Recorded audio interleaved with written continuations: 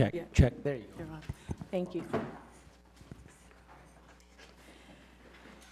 Are there any council member comments at this time?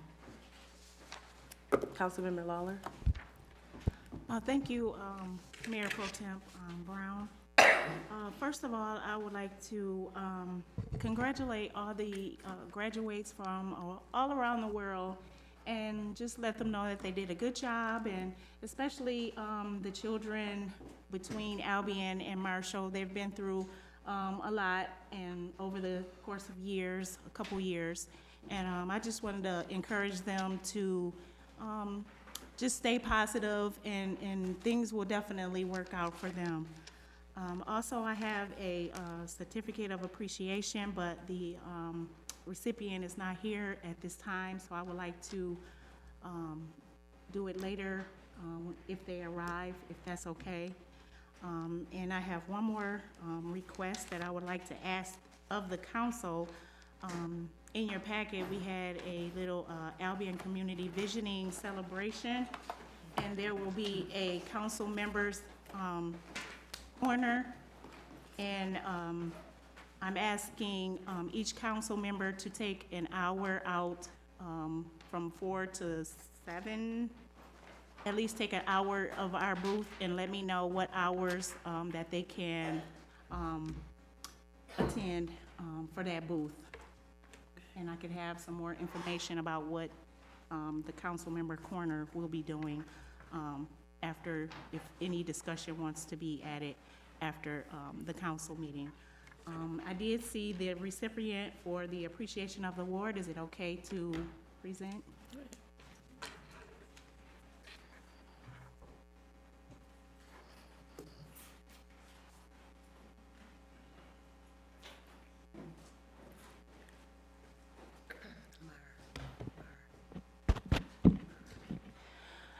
Mayor and council, Mayor Pro Temp, this is, I try to encourage children to do great things in the community. I'm trying to do more in my precinct to find out children that are doing great things in our community. Today, I want to present to everyone, this is Kenjanae Reeves. She is from 4th Precinct. And I wanted to present her with something today. This is her father, Kenneth, and her mother, Kenya. Her little sister, Kamaya. Kenjanae has completed the first phase of her Girl Scouts. So I wanted to congratulate her on that, and this is what the Certificate of Appreciation says.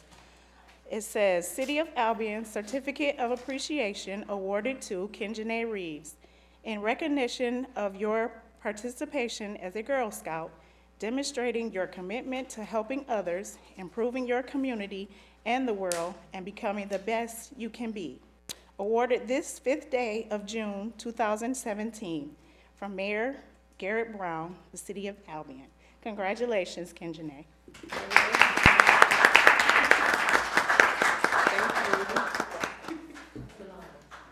Yes.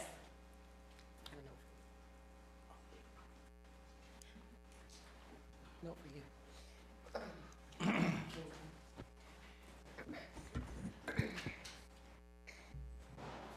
Are there any other council member comments at this time?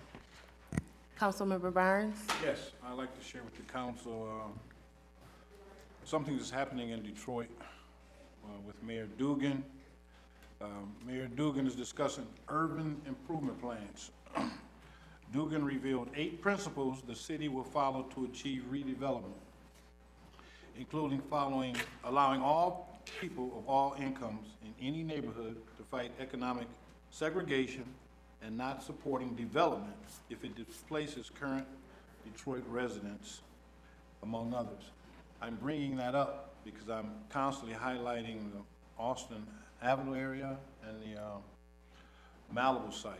I was going to share this with our city manager and to see if she was aware of some of the things that were going on there. Albion is being very progressive right now. I feel like they're following the footprint of Grand Rapids, Ann Arbor, and Detroit.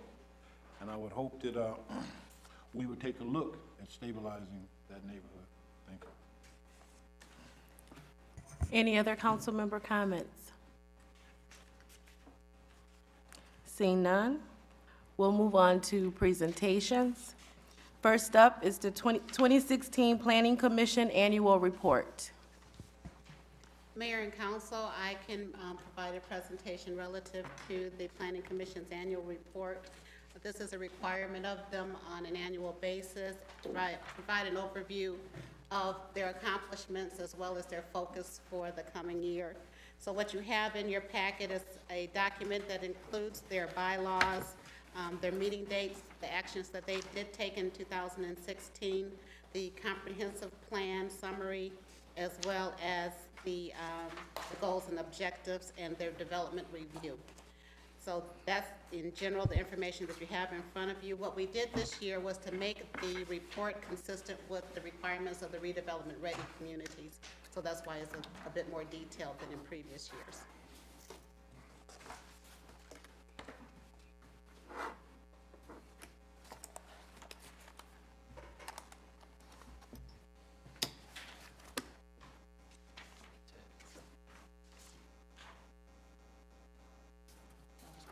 And take any questions if you have any.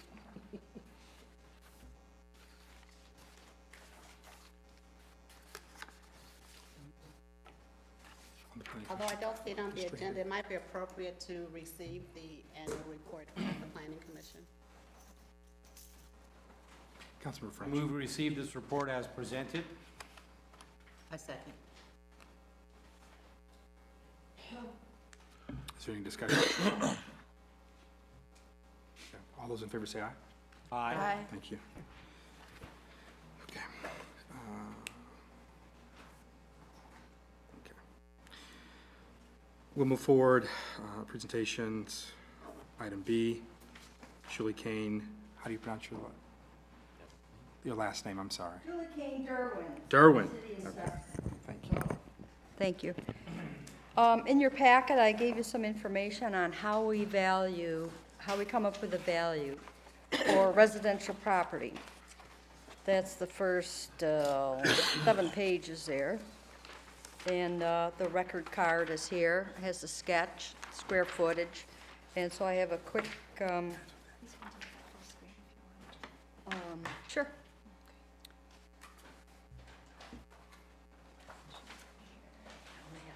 It's okay. We'll get you. At 5, okay. There we go. Okay, great. Well, how do you advance it? Somehow, oh, there we go, okay. The 3 main ways to class the home is class. It was on the first page. We have A through D, depending on the building materials. We'll go through that in a minute. Square foot cost, we measure from the outside of the building and depreciation or age. There's the classes from a slab, Class D, building on a slab with small or very few windows, up to one of those Class A's that make you go, wow. I'm not sure about this wow one here. Here's an A. This is a little bit modern. Excellent quality materials, lots of built-ins, lots of architectural features. Class B, BC, more architectural style, more angles in the roof, better windows. Here's your typical Class C standard home. And then we can add plus or minus 5 or 10% if we think that it has something else of value that adds to it. CD, a tract type home, going down, may have a basement, but it's just small. And then a D on a slab, economy home. Then we go by the square footage cost, or square footage and the cost rates. This is hard to see, but you have it in your handout. And if it's there's a square footage. We don't care how many bedrooms. We do ask how many bathrooms and if the basement's finished. There's the frame, there's a masonry building. Masonry would have a higher value. Also a masonry fireplace, as opposed to direct vent or the prefab. And then there's, oops, excuse me, there's a basement crawl slab. The basement, of course, would have more value than the house on a slab. And then depreciate it. A 50-year-old house, one person may own it, and it might have a 20-year value because they keep it up, keep the maintenance on it, or it could have a 50-year value, depending on how it's taken care of. So it's, there is a lot of subjectiveness to it, unfortunately, but we try to be at least consistent. Types of depreciation outside of the regular age is physical, foundations cracking, things that are very expensive to repair, not just a new roof, not, maybe it has aluminum windows or really cheap vinyl windows rather than wood. Functional obsolescence would be something like you have to go through one bedroom to go to another bedroom, or you might have a kitchen that's really small, you may not have a garage. And economic obsolescence is things that have to do outside of the home, such as noise from a highway, smells, things like that. And the last, here's the summary of the class, square foot, and depreciation to value a home. The last two papers that I gave you, sent you in your packet, there's one that talks about the difference between assessed value and taxable. This person owned this vacant lot for a long time, because we can tell that because the taxable value is only $27,000. The assessed value is $99,000. The assessed value can go up with the market. Taxable value only goes up by the consumer price index. So even if the market's going up, it's not necessarily going to increase the tax base. Form B, and the one following it comes from County Equalization every year. This is their 2016 study in which they went out and looked at commercial and industrial properties, did appraisals, compared them with our values, and came up with this ratio. Commercial was 48.57. We have to be between 49.01 and 50. So we needed to bring commercial up a little bit. Industrial, we needed to bring up a little bit. And residential, we needed to bring up a little bit more than that. And they don't go out and look at residential. They use sales studies because there's a lot more sales in residential. So we have to adjust our values, come up with new values through sales studies to get between the 49.01 and 50% in the three classes. And the final page, C, has the last 3 years, the ratio that we were given from county equalization for the three classes, and it helps to be somewhere around 50. If it was way off, that would be alarming. That would be a big change, especially up or down.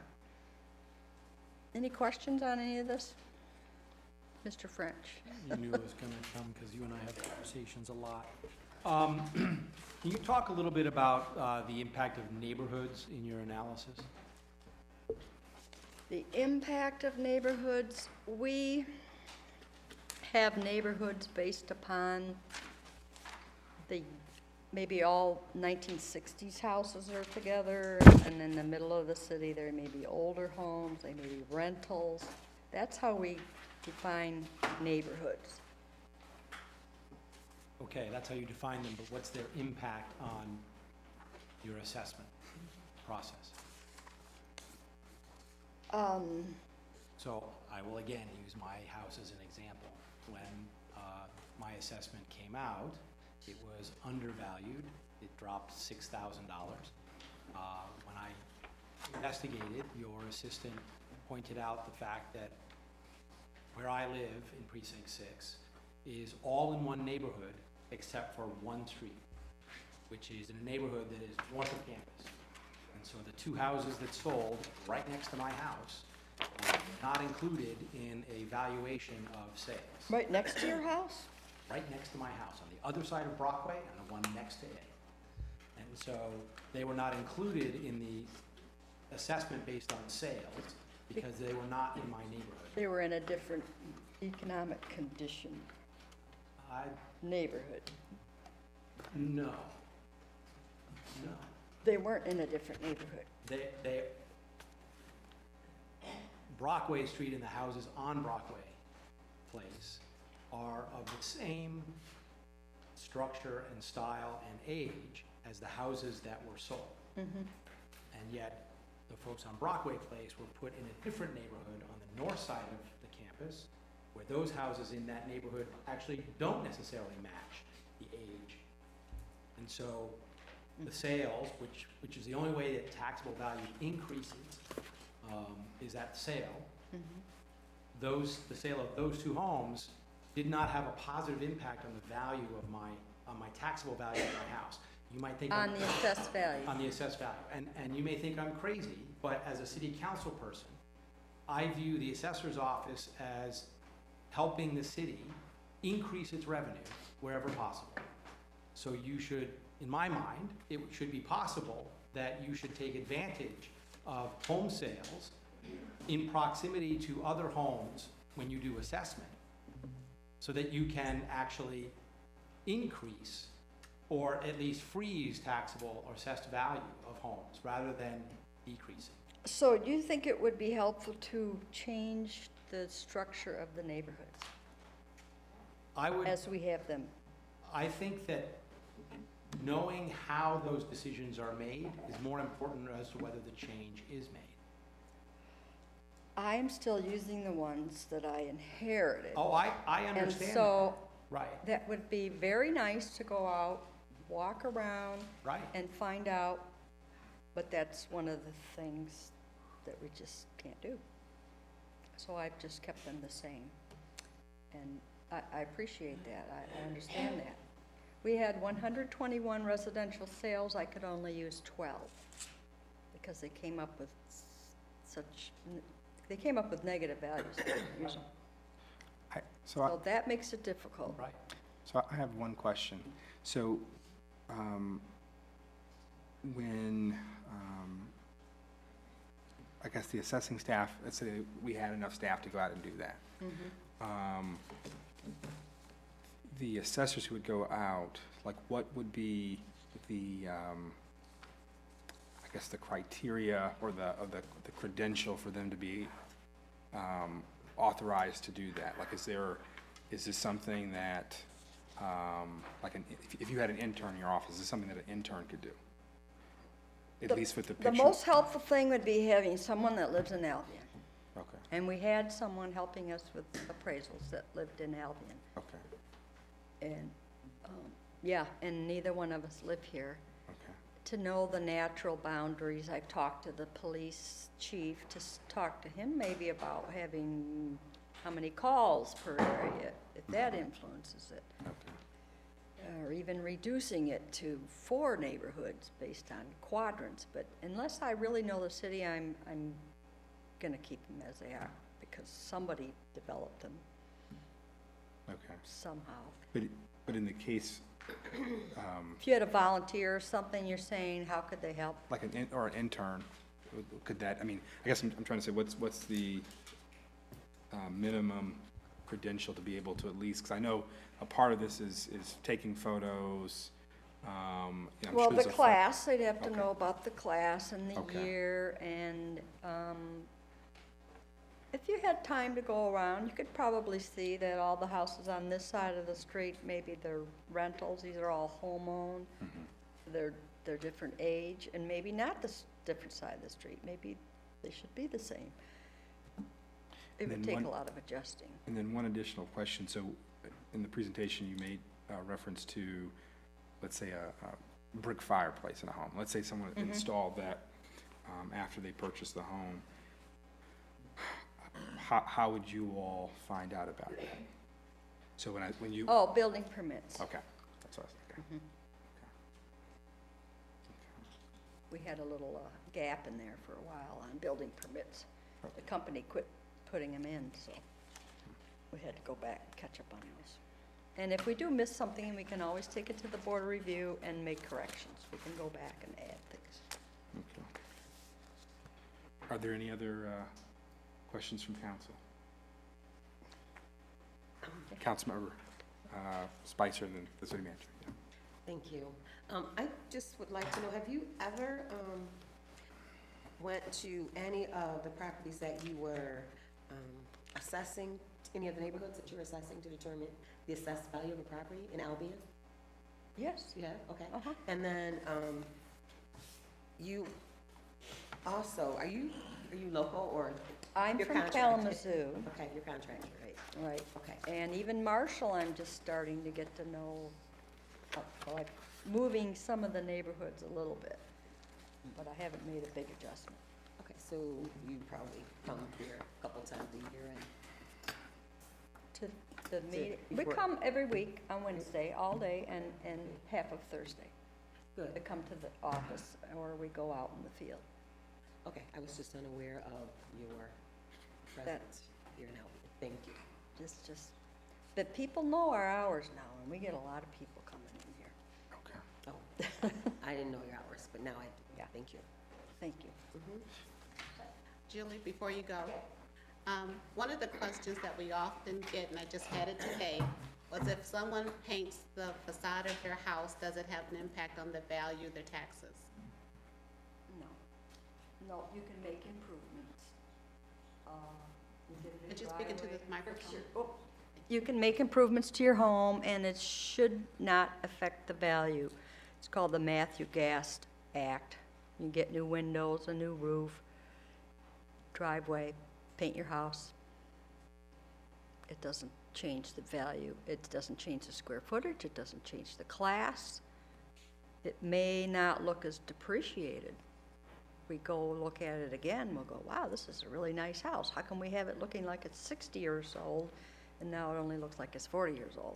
That's probably the only case where that might happen. Does that cover siding? Pardon me? Siding as well? Siding, well, you know, it's gonna look newer, Okay, and so there's the depreciation okay. thing. And I go out, and Tom goes out, and it's pretty subjective, Okay. unfortunately. Okay. There are some rules, but, you know, you may see something different than I see. Okay. And then my other question, the city is planning an event on June 28th, and part is a community visiting celebration. And one of the activities is to ask residents, how do they define their own neighborhood? So if there is something specific that would support you in your efforts for the assessing to have identified new boundaries, just let us know and we can work with you on that as Oh, well. that'd be great. Okay. Sure, thank you. All set? Thank you. We will move forward under presentations. Item C, Albion Marshall Connector, Elizabeth Renaud. Hope I said that right.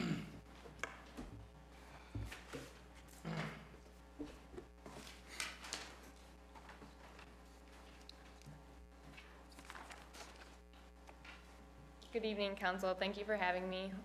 My name is Elizabeth Renaud. I'm the Transportation Manager for the City of Marshall.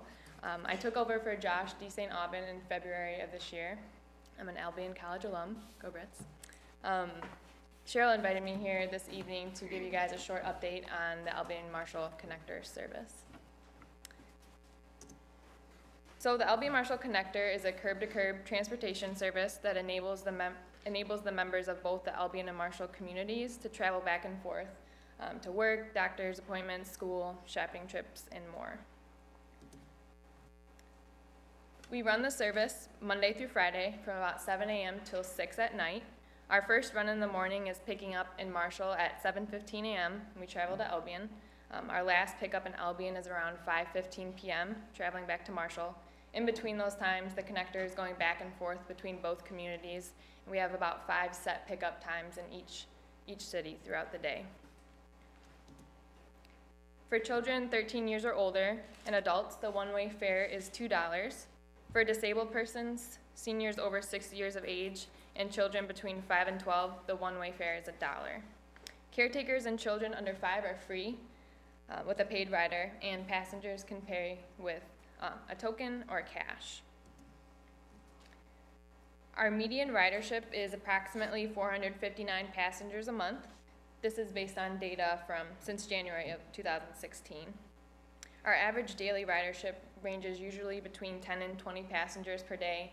Some days it's 5, some days it's 30, it really just depends. So the destinations that our passengers fall, they fall into 5 main categories: education, medical, work, shopping, and other. About 40% of the destinations we drop at are education related. This can include Marshall Public Schools, KCC Eastern, Albion College, and Marshall Alternative High School. 25% of the destinations are medical appointments, both in Albion and in Marshall. 20% are traveling to work, 10% are going shopping, and the other destinations make up the remaining 5%. 95% of our riders are originally traveling from Albion to Marshall, while the other 5% are traveling primarily originally from Marshall to Albion. Currently, we have 3 distinct revenue sources. Approximately 57.5% comes from state and federal funding that we receive through MDOT. 34.5% comes from the local contribution made by the City of Albion, and passenger fares make up the remaining 8%. In September of 2016, a contribution of $45,000 was made by the City of Albion to continue the Albion-Marshall Connector service. The current funding that we have now will run out at the end of September 2017. To continue the AMC service, we would require a contribution of $30,000 to keep the service active. This contribution would take us to June 2018, give or take a month, depending on expenses. So every now and again, I'll ride on the connector myself, and I talk to passengers and hear what they say about the service. This picture was taken about a week ago with one of our regulars, Lester, and our driver, Paul. They spoke to me on the bus that day about how much they rely on the service and how much it means to them that they have that available to them. There are so many residents of both communities that utilize it for work, school, medical appointments, and they just wanted me to communicate to you tonight how much they truly do appreciate that service. That being said, I would like to be able to notify the public on the funding decision as soon as possible so passengers can make their necessary arrangements. We're asking for a funding commitment to be made by August 1st, so we have the necessary time to let people know, advertise the decision, and also for our staff. Any questions? Questions from council? Question? Councilmember Spicer. I've only been on council since December sworn in, so this is kind of new to me, this info here. So you're saying you need $30,000 to keep the connector going? So you're asking us to pay $30,000, or are we sharing with Marshall, or how we're asking for $30,000 from you guys. I think in the past they had some other contributions made from private businesses, but we would need the $30,000 to come from you, however you would be able to get it. Okay, thank you. Councilmember French, Councilmember Barnes. So, when we visited this last fall, the idea was that we were supporting, as a city, the opportunity that this would have for our Albion residents. Your statistics bear that out. 95% of the ridership are Albion residents. But I think we talked, and correct me if I'm wrong, we talked last year about the possibility of alternative funding opportunities, whether it be a millage or a rate study in terms of, or a fare study to figure out whether there be some way for us to make this sort of commitment on a more longer term rather than having an annual appeal or a big chunk of money. Because as I recall, the $45,000 that bought us a year came from our general fund, right? It was from the fund balance, Yeah. right? And so It was supposed to be longer than a year. some members of our council were adamant that this is not necessarily a sustainable long-term model, but that we need to spend some time figuring out what it's going to be for the long term. So I'm in full support of this contribution. It's a drop in the bucket of our fund balance, and with 450 residents using this every month, it's a significant opportunity for us to sort of support the people who need it the most.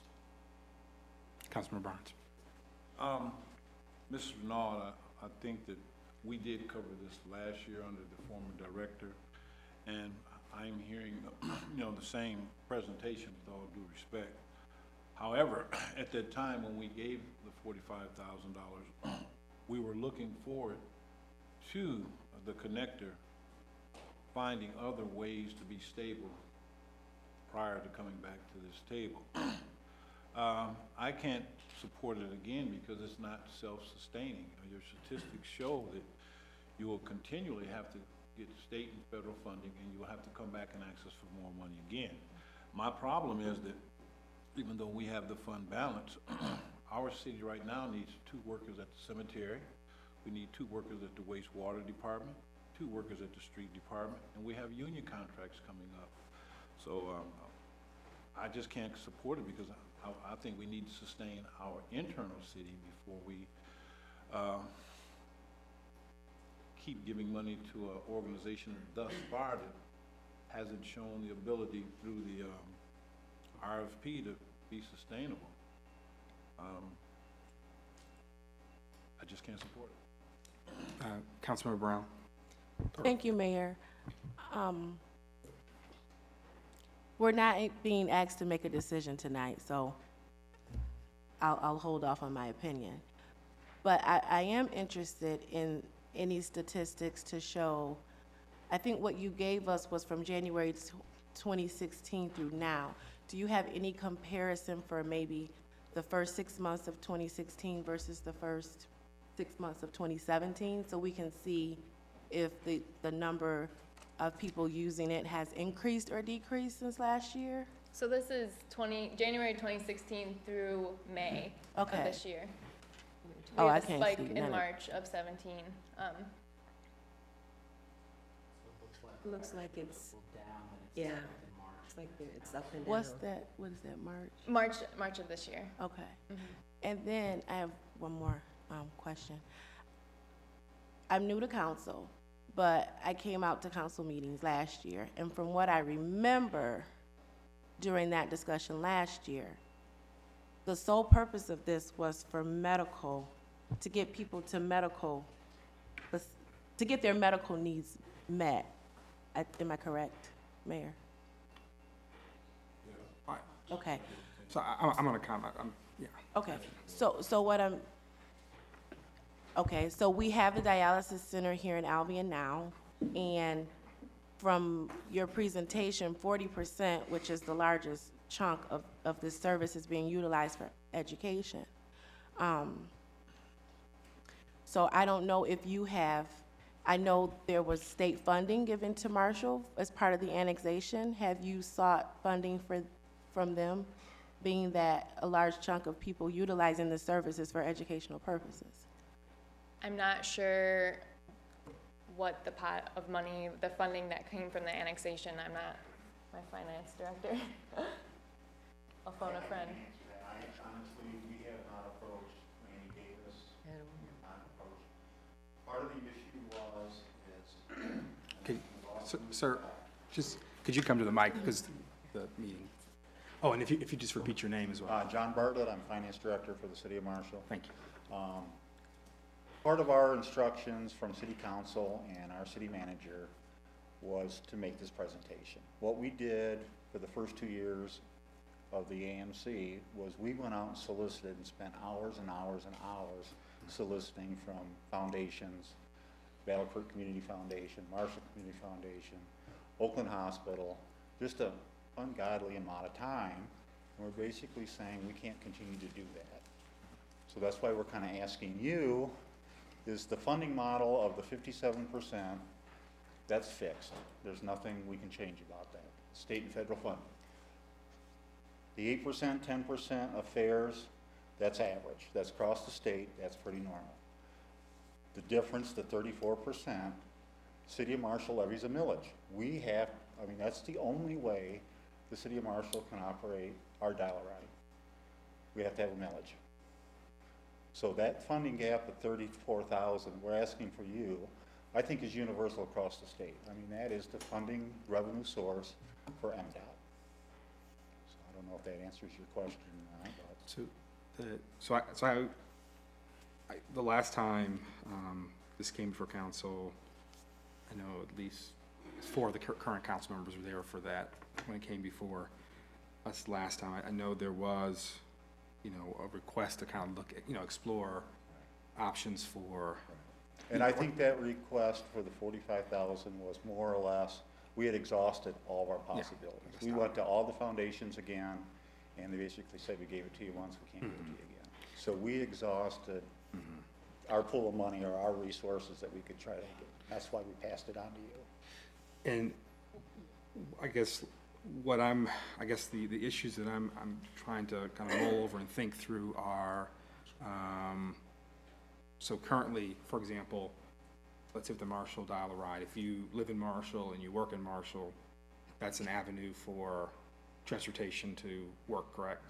Right, we do Okay. everything within 1 mile. We can go 1 mile outside the city limits, and that's it. That's our contract with the state and. Okay. And so I think the last time, so, well, let me go all the way back. Originally, it was kind of a grant-funded thing. My understanding of that was geared towards either people who had disabilities to get access to health care, or maybe like seniors. It was kind of a very. What we had originally supplied or applied for with the help of the city of Albion was the New Freedom Grant, which paid 50% of the eligible expenses. And that's where the requirement was 70% had to be disabled, elderly, etc. We did that for the first year, and I think we came in at 60% or something.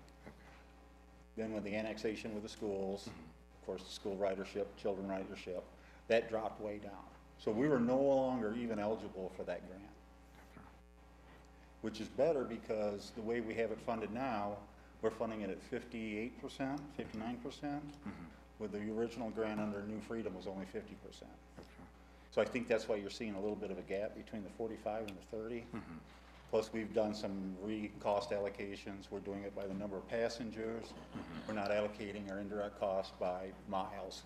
Because as the ridership went up, the miles went way up, and it actually, AMC was probably paying a little bit more than they should. Now we're doing it based on just passengers. Okay. So it's pretty fixed at, what, 12% or something? Okay. Because when it came before council last year, one of the concerns I had voiced was the fact that, and I know, I believe even the chamber here in Albion had voiced a similar concern, which is, you know, there's the, you know, healthcare. That's kind of a, you know, that's a necessary thing right there where it started. But then when there are, basically when ridership is going to, let's say, local businesses within, you know, the city of Marshall, you know, that's basically funds that are being kind of spent. And I know that I asked, you know, your predecessor last year, basically, you know, was there any way for, you know, Marshall to contribute because of that? And I think that, like you said, the millage was voted for a particular purpose, so you can't really use that. But I remember him saying that there was, at the time, no interest in doing that. So is there any interest in? We had discussed that, going to the Kmart's, going to different, Oaklawn Hospital, for example. Oaklawn basically told us they had given us, I think, $500 or $7,500. They're saying, that's it, we're not gonna give you any more. We could go back and ask, but again, Elizabeth and I are under the direction that we're more than willing to help the city of Albion, but we can't devote the amount of time that was 3 years ago. I mean, it was just hours and hours and hours of going to these foundations and pleading for money to make this work, and we just don't have the time right now. And like I said, we're not, like Councilman Brown said, we're not making a decision this evening, but I think that we need to kind of, as a council and administration, kind of think and do some planning on our end, because one of the concerns that I raised too is that right now, let's say the same scenario that I mentioned earlier, if there was a resident in Albion who, you know, who lived, let's say, on easternmost part of East Broadwell. And they didn't have a vehicle, and they worked in, you know, I don't know, Georgia Pacific or something like that, in the industrial park. Right now, there's really no publicly financed option for internal transportation within the city of Albion. And so those are the kind of the main two, I should say three. So basically the concern about kind of disposable income leaving the city, the concern about transportation options for residents within the city, and then the concern about the extent to which, I guess, the initial kind of purpose of the transportation is kind of extended from what it was originally meant to be. So those are some things that we're going to have to kind of work through. Right, and those points are well taken. I mean, those were in the discussions from the get-go. I mean, when the original, you know, meeting with Albion community members, when we first applied for the new Freedom, I mean, those were the concerns. Money leaving Albion, going to Marshall. And I think Cheryl could maybe help me here. I don't know if council's aware that we're looking at a countywide transportation system. Yes. So, I mean, I would hope that the city of Albion could say, if we could get this to go another 2 years, if we could, then we have the countywide, and everybody, we levied a millage, and it'll be equitable for everybody in the county. And your concerns as far as inner city, if people want to go to Homer, or people want to go anywhere, those are met. And that's the same thing, we're looking at the city of Marshall. We raised the millage to get by for a couple more years. We didn't want to, but we had it because we were just using up fund balance. So we're hoping that this county-wide, which, 2 years? Yes. Thank you. Councilmember Lawler. Thank you, Mayor. Since we don't have to make a decision today about it, I'm asking if maybe the mayor and the city manager could possibly sit down with Oakland, since this is basically used supposed to be used for medical needs, and a lot of our residents do go over to Oakland and use the doctors over there. If possibly there could be a discussion about this $30,000 to help only the medical needs part of the transportation. Okay. Anything else for work could probably be raised a little bit or anything like that, but I am asking that if the mayor and the city manager could have a talk with Oakland about our community's medical needs. If that's okay. Absolutely. And kind of a follow-up, you made me think of something in the presentation, the tokens. How does that operate in the system now? They can purchase tokens at City Hall or the Public Services Building or on the bus. It's the same as paying with a dollar bill. Okay, so it's not something, because I thought if you go back the MPS, what does that stand for? Marshall Public Schools. Okay. I'm not sure why MPS is on there. Okay. Okay. These are not the. I can tell you why. Okay. Marshall Public Schools is on there. If a child got sick in the middle of the day, they could get them home. Okay, that's what I was. It's the same as cash. Yeah. Yes. Okay, that's what I was kind of my assumption was. Okay. Are there any other questions from Dr. Mitchell? If I could just offer a little bit of historical background, the Albion Marshall Connector was running short last year, approximately $45,000. And at that time, the mayor and council authorized an advance of that funding with the expectation that the administration here would work towards trying to identify other funding sources to supplement that. So we did receive, I think it was about $10,000 from the Philanthropic Women. The Calhoun County Seniors Organization also made a significant contribution, and there were some individual and smaller contributions as well. So overall, I think we probably recouped closer to $15,000 of that $45,000, but it was even understood then that this was not sustainable over time. And unfortunately, a long-term funding mechanism is not in place similar to in Marshall, where they do have the transportation millage. And as was indicated originally, the ridership was anticipated to be primarily seniors and those who are handicapped. As it turned out, transportation is a widespread issue for many of the residents here, so it's really being utilized by a cross-section of our community for a number of reasons, including healthcare. The challenge that we have is neither Marshall nor the city has extensive staff to do the work to try to follow up on some new grant opportunities. Because most of what we used previously were 1 or 2 time situations. They are not for the sustainable use and operations of the system. So that's the big challenge. But I would also suggest that as we also approach Oaklawn for additional funding for this system, that we look at the other health providers, including Henry Ford Allegiance, and some of the major businesses that might be benefiting from the ridership. So we would need to work closely with Marshall in order to make those overtures, because you obviously have the data, and some of these businesses, all of them are really based in Marshall. So it would take a collaboration. I understand you don't have the resources to do all the heavy lifting. Then my other question, if you could just talk a little bit in regards to the service that is available to a small extent to Albion residents, such as those going to the dialysis center. Yep, we transport Albion residents anywhere within Albion primarily for doctor's appointments. Sometimes we have for work as well, but primarily the service is from Albion to Marshall, but we always transport them if they're going to a medical appointment in Albion. So the other question I had is, and I'm just curious, the actual, the buses that are used, I guess who actually owns, is it the city of Marshall, or? They were funded through state and federal.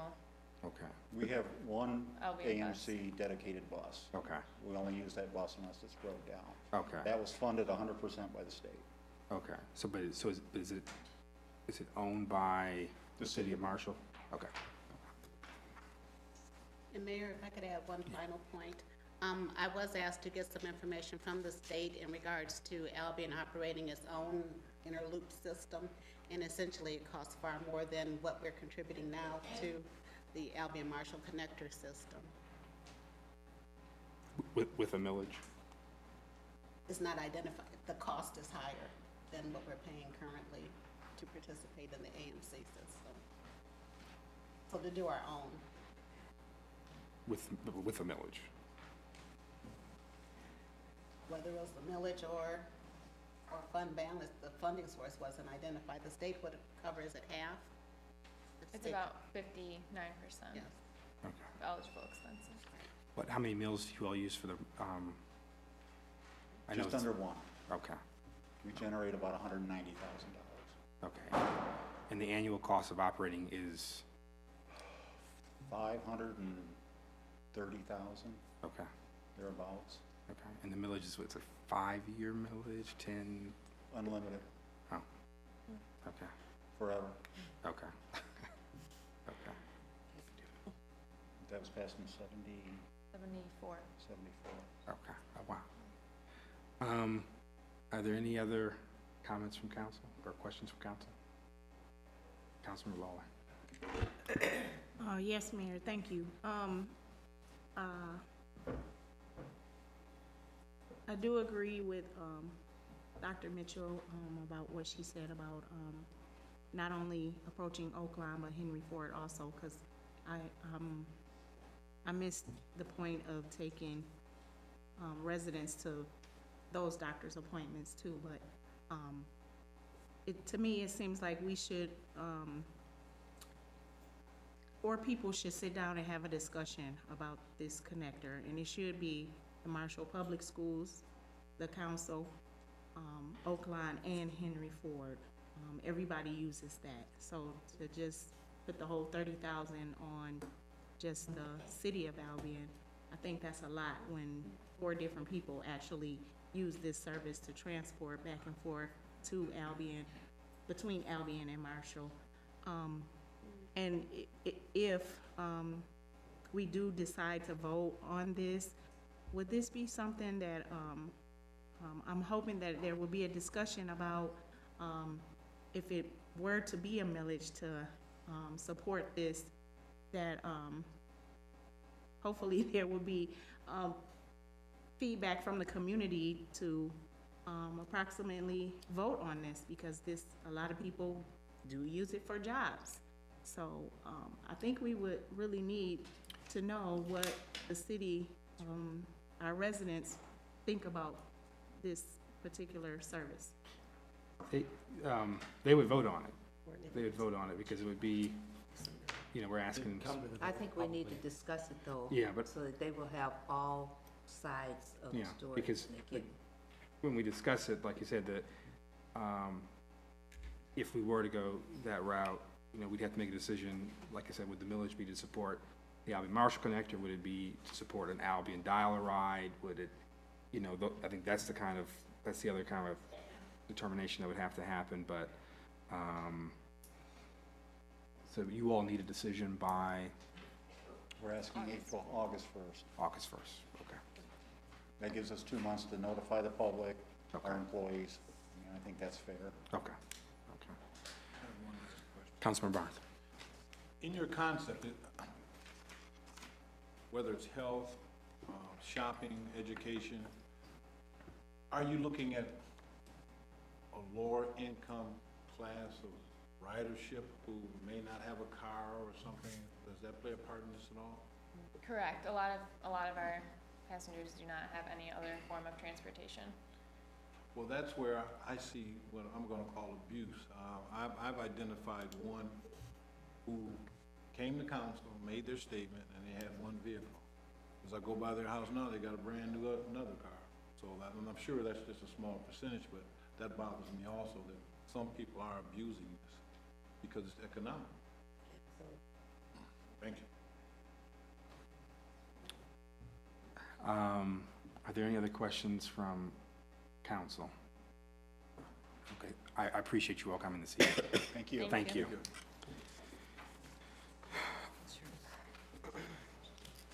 Item D under presentations, Walk the Beat, Cliff Harris.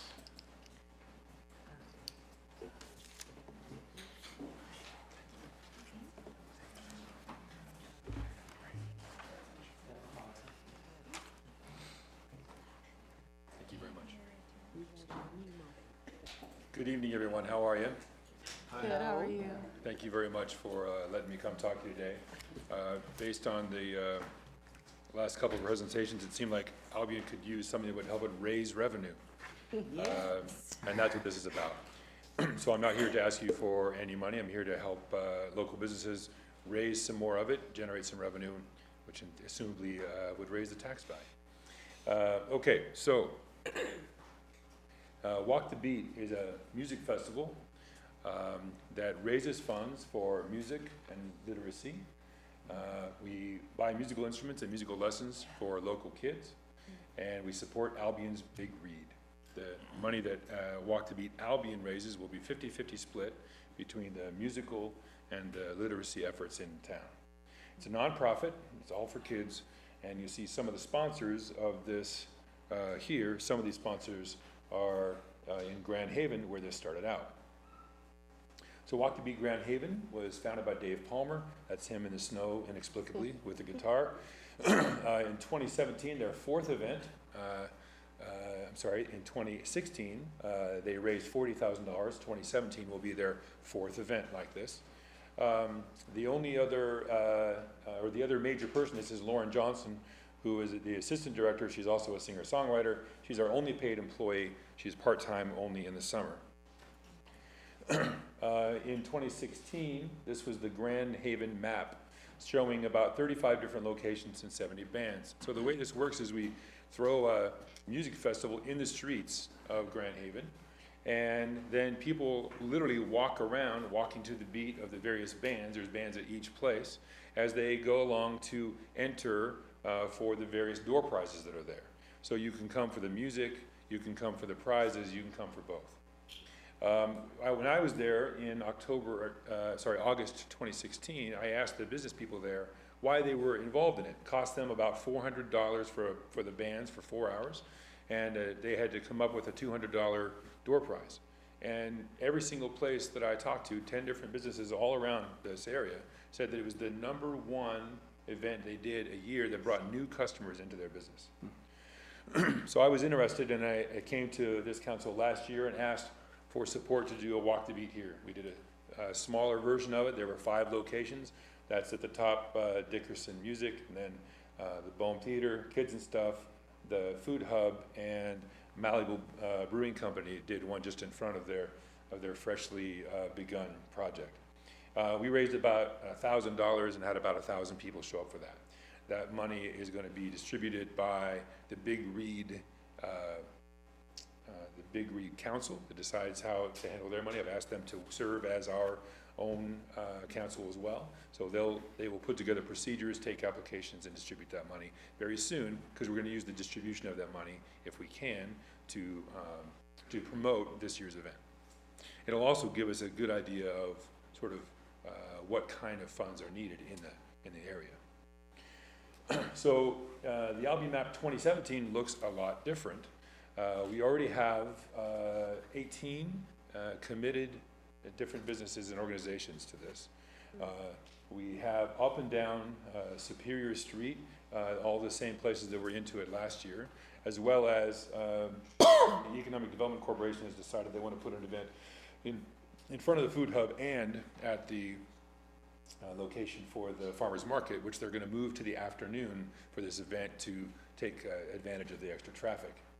On Cass Street, we've got the Blue Ox Credit Union, and I'm working with Dollar General, trying to work with them. I have to work through their general manager. They just went through a local management change, so I'm still working on that, but I'm fairly confident I'm going to be able to work with them. And I have today signed up Gina's Pizza and Subs there right by the tracks, and then straight up Michigan Avenue, Bigby Coffee is in, State Farm is in, the President's House is going to serve as a location, the freshman dorms, and then we'll circle through campus and put, importantly, a band right at the corner of Erie and Hannah to promote this on the day, which is located on Albion College's homecoming day. That way we can take advantage of all the people exiting the football game. This event goes from 2 to 6 p.m. The football game should be out between 2:30 and 3:30. And so we'll have flyers and maps handed out to folks right then, places where they can buy raffle tickets. So not only will this take advantage of the natural surge in population that day, but it's going to be promoted in Detroit, on television, on radio, starting next month. Okay, so now this is our goal for 2017. We want to attract 10,000 people to town. We want to bring them directly to local businesses, where they interact with our organizations and businesses. We want to build community. It's going to be a really fun, family-oriented festival feel. There's going to be food located around.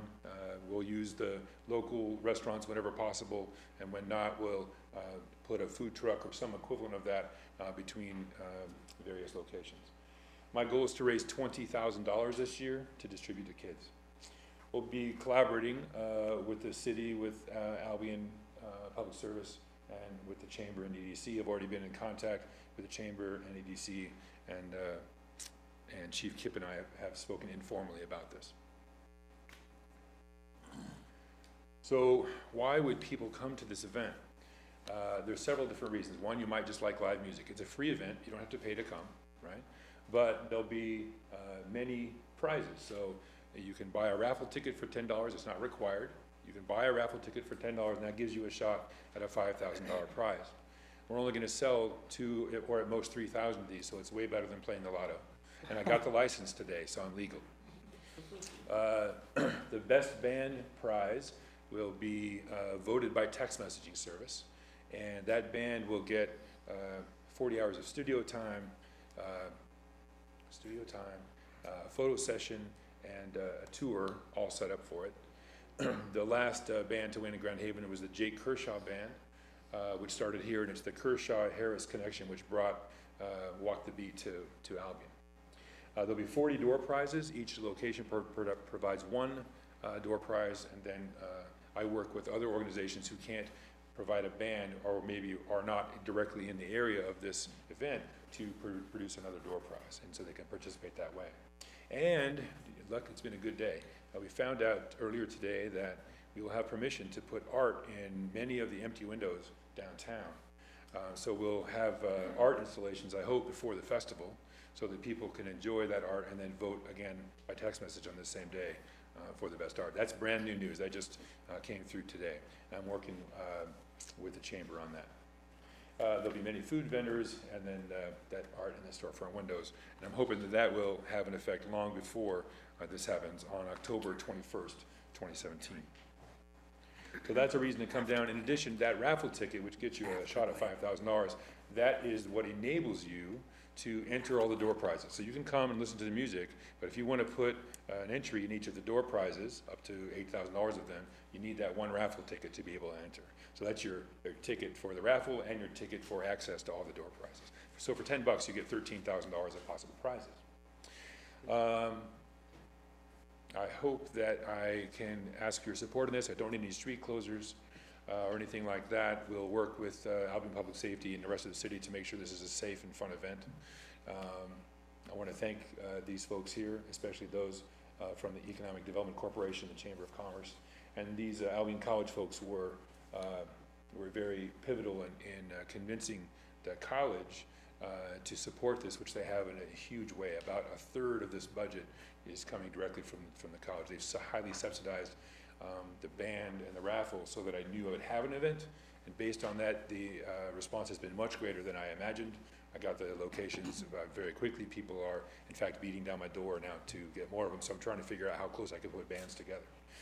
There's people out on Eat Street now who are interested in buying up locations along Cass Street and along this route.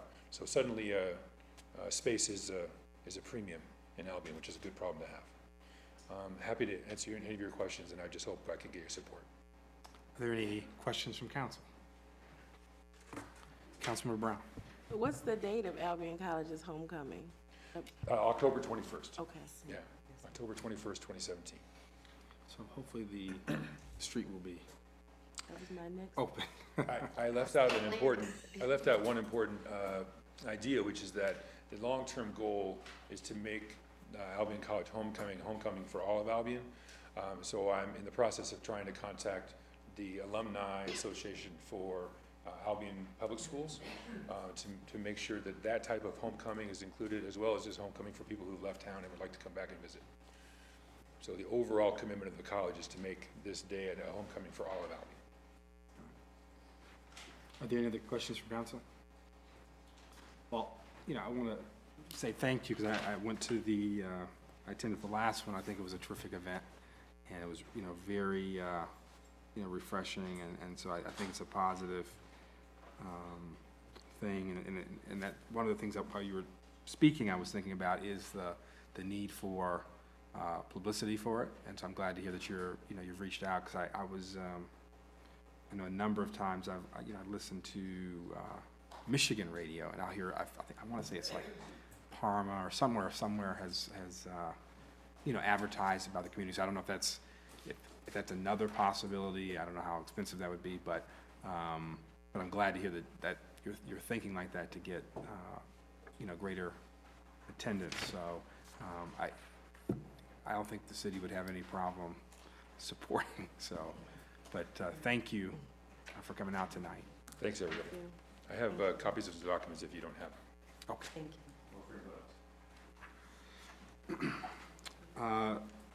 Under presentations, item E, Holland Park presentation, Councilmember Lynn Reed. Thank you. Do you want to do it up there? Uh, Last Saturday, we were blessed to have 65, 16, 17, 18-year-olders from the Youth Academy come out to Holland Park and work in the park, and they did a fantastic job. And while they were doing a fantastic job, there was a fantastic group of people down at Isom House fixing lunch for them. my sister, Dixie Grant, Mrs. Mitchell, and there was two other that was down there that helped to do the lunch for the kids. And what they did was they mulched, they planted plants, they cleaned up, they painted, they leveled dirt, they did just a whole lot of work down there. And then on the 14th, we're going to have the Albion Fellows are going to come out, and they're going to help me get the park ready for Juneteenth, because that will be on the 17th. And so we've got a lot of cleaning and fixing and some more preparation to get finished before the 17th. And on the 17th, we're going to have, I'll just do the both of them now, That's fine. Juneteenth. And some people don't know what Juneteenth is, so I'm going to take a minute and explain it. When President Lincoln gave the Emancipation Proclamation, which ended slavery here in the United States, Texas did not get the notice that slavery was over with until 2.5 years later. 2.5 years later, when they got to Texas and told them that there was no more slavery, that slavery had been over for 2.5 years, it turned into, as you would know, a celebration. And in Texas, every year since then, they would celebrate June 19th as Juneteenth Day, when they found out that they had been emancipated, slaves had been emancipated. Well, the other states started catching on to it, and they said, well, let's help Texas celebrate. And so all through the United States now, you'll see on the third Saturday, it's usually the third Saturday because June 19th might come on a Thursday, and people will be at work and can't celebrate, so they usually do it the third Saturday of June. They'll do a Juneteenth celebration, which commemorates Texas learning that the slaves were free then. And so we here in Albion have been doing it for years. I was asked to start doing it last year when Mrs. Anderson felt that she could no longer do it because of illness. So last year I did it, and we're gonna do it again this year. And it's going to be in Holland Park, starting at 11 o'clock here at the steps of the City Hall. Mayor Brown will give us a proclamation. We'll leave here, we'll walk down Cass Street to Holland Park, where it'll be set up where we'll go through down the aisle of commemoration of people who helped to create an atmosphere of getting rid of slavery. And, you know, I say a lot of times when I make a speech like this, because some people who are of a different color say, well, that's just for them. It is not just for them. Slaves cannot free themselves. It took a lot of other people who were not African American to help slaves get free, who gave their life in order so the African Americans could be free now. So this is not just a celebration for us, it's a celebration for the total world. Because it's just like we celebrate Memorial Day or the 4th of July, it's a celebration of freedom. And if somebody, I can't remember which one said it, but if there's people who are not free, then nobody's free until everybody's free. So this is a celebration we're asking all Albion to attend. We're gonna have a lot of fun. There's gonna be a lot of games for kids and adults. It's gonna be old school music, line dancing. We're gonna have a story tent to where we've got a young lady who's gonna be reading stories to kids. We're gonna have games and things for kids to play, art, crafts for kids to make. We're gonna have line dancing. When I was teaching, we had to learn how to do the guy who made Achy Breaky Heart. We had to learn how to do that dance. I never did catch on to what to do. But anyway, it's going to be line dancing and a lot of other things. We're going to have a food tent. Mr. Williams is going to be doing basketball. We're going to have a food court. And they're going to be doing basketball. The Chief Kip is going to be bringing down the fire trucks and showing the kids and having them explore and telling them, and the firehouse to tell them about how to be safe in case there's a fire. So it's going to be a lot of things going on that day. And then at 5 o'clock in the afternoon, we're going to have a gospel fest. And so we've been sending out letters and inviting churches to bring their praise teams, their dance teams, their choir, or whatever they would like to bring for the gospel fest at 5 o'clock in the afternoon. So anyone who would like to attend, we welcome you. Please come and help us have fun. Thank you. Are there any questions from your, I guess, your colleagues on council? Councilmember French. Not a City question, but a wholehearted thank you to Councilwoman Reed for all the efforts that she gives to the city of Albion.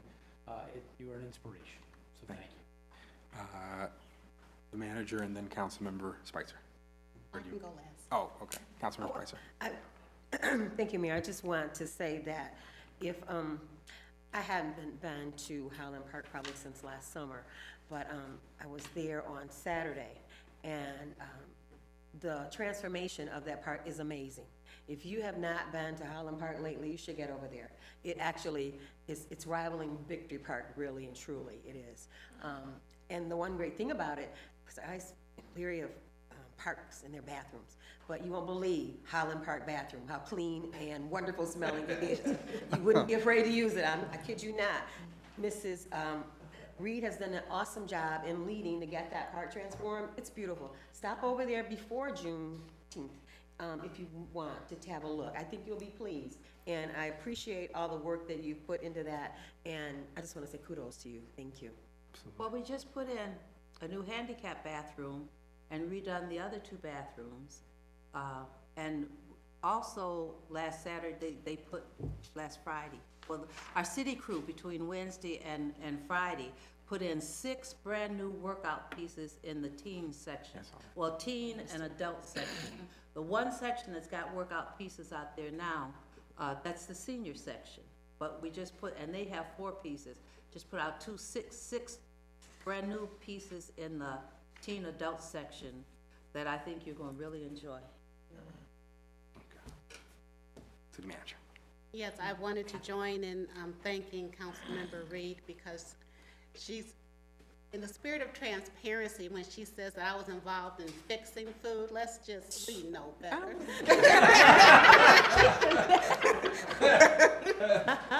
I was involved in helping to put out the food that she prepared, which included fried chicken, macaroni and cheese, salad, potato salad, pasta salad, about 20 cakes and pies, lemonade, tea, you name it. She had a spread for over 70 people, and they ate well. So she does a phenomenal effort in getting volunteers, and you can see why, to support the renovation of Highland Park. And we're very appreciative of all the grant funding and personal contributions to help make it happen. Enbridge provided a great deal of the funding, which included the renovation of the bathroom. The Calhoun County Visitors Bureau also made a significant contribution towards the youth facility, and our local community foundation, as well as other groups, also participated. So thank you to everyone who made this possible, and especially thank you to Councilmember Lynn Reed for her leadership. Thank you.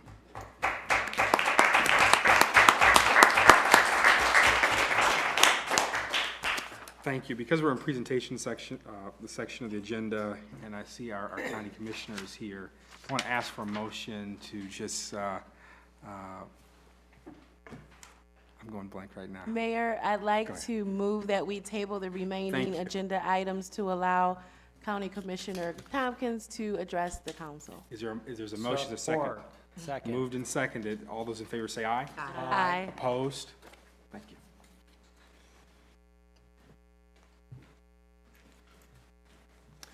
Mr. Mayor, council members, City Manager Mitchell, and the City of Albion residents, good evening. My name is Gary Tompkins, and I'm your county commissioner.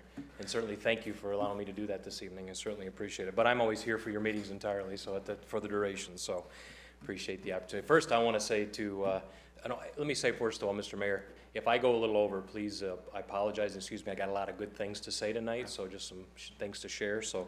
But I do want to say to Ms. Reed, Highland Park is absolutely beautiful. I had the opportunity to tour it and go over it, and it is absolutely a treasure for the city of Albion and all the work that you put into it. So hopefully we can push to get some more things done too as well, that certainly that are on the agenda, so just wanted to make sure we state that as well. Just want to talk to you briefly about a couple of things that the Board of Commissioners approved here the other night. We approved the Battle Creek Community Foundation grant of $73,000 for lead poisoning prevention awareness. The Calhoun County Health Department, in partnership with the Calhoun County Lead Poisoning Prevention Task Force, will be using the funds to conduct a public education campaign to increase awareness about lead poisoning in children and to fund lead risk assessments in homes of families with children who have been lead poisoned. Also included in the plan are flexible fund dollars that for the nurse care managers to provide for temporary or short-term hazard reduction, which includes purchasing cleaning supplies, paying for minor home repairs, and help with relocation.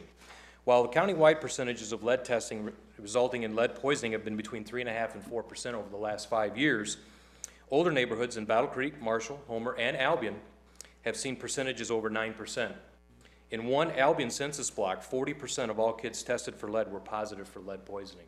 That's an alarming rate when you think about it, and that's why this grant hopefully will be at least the beginning to really raise awareness.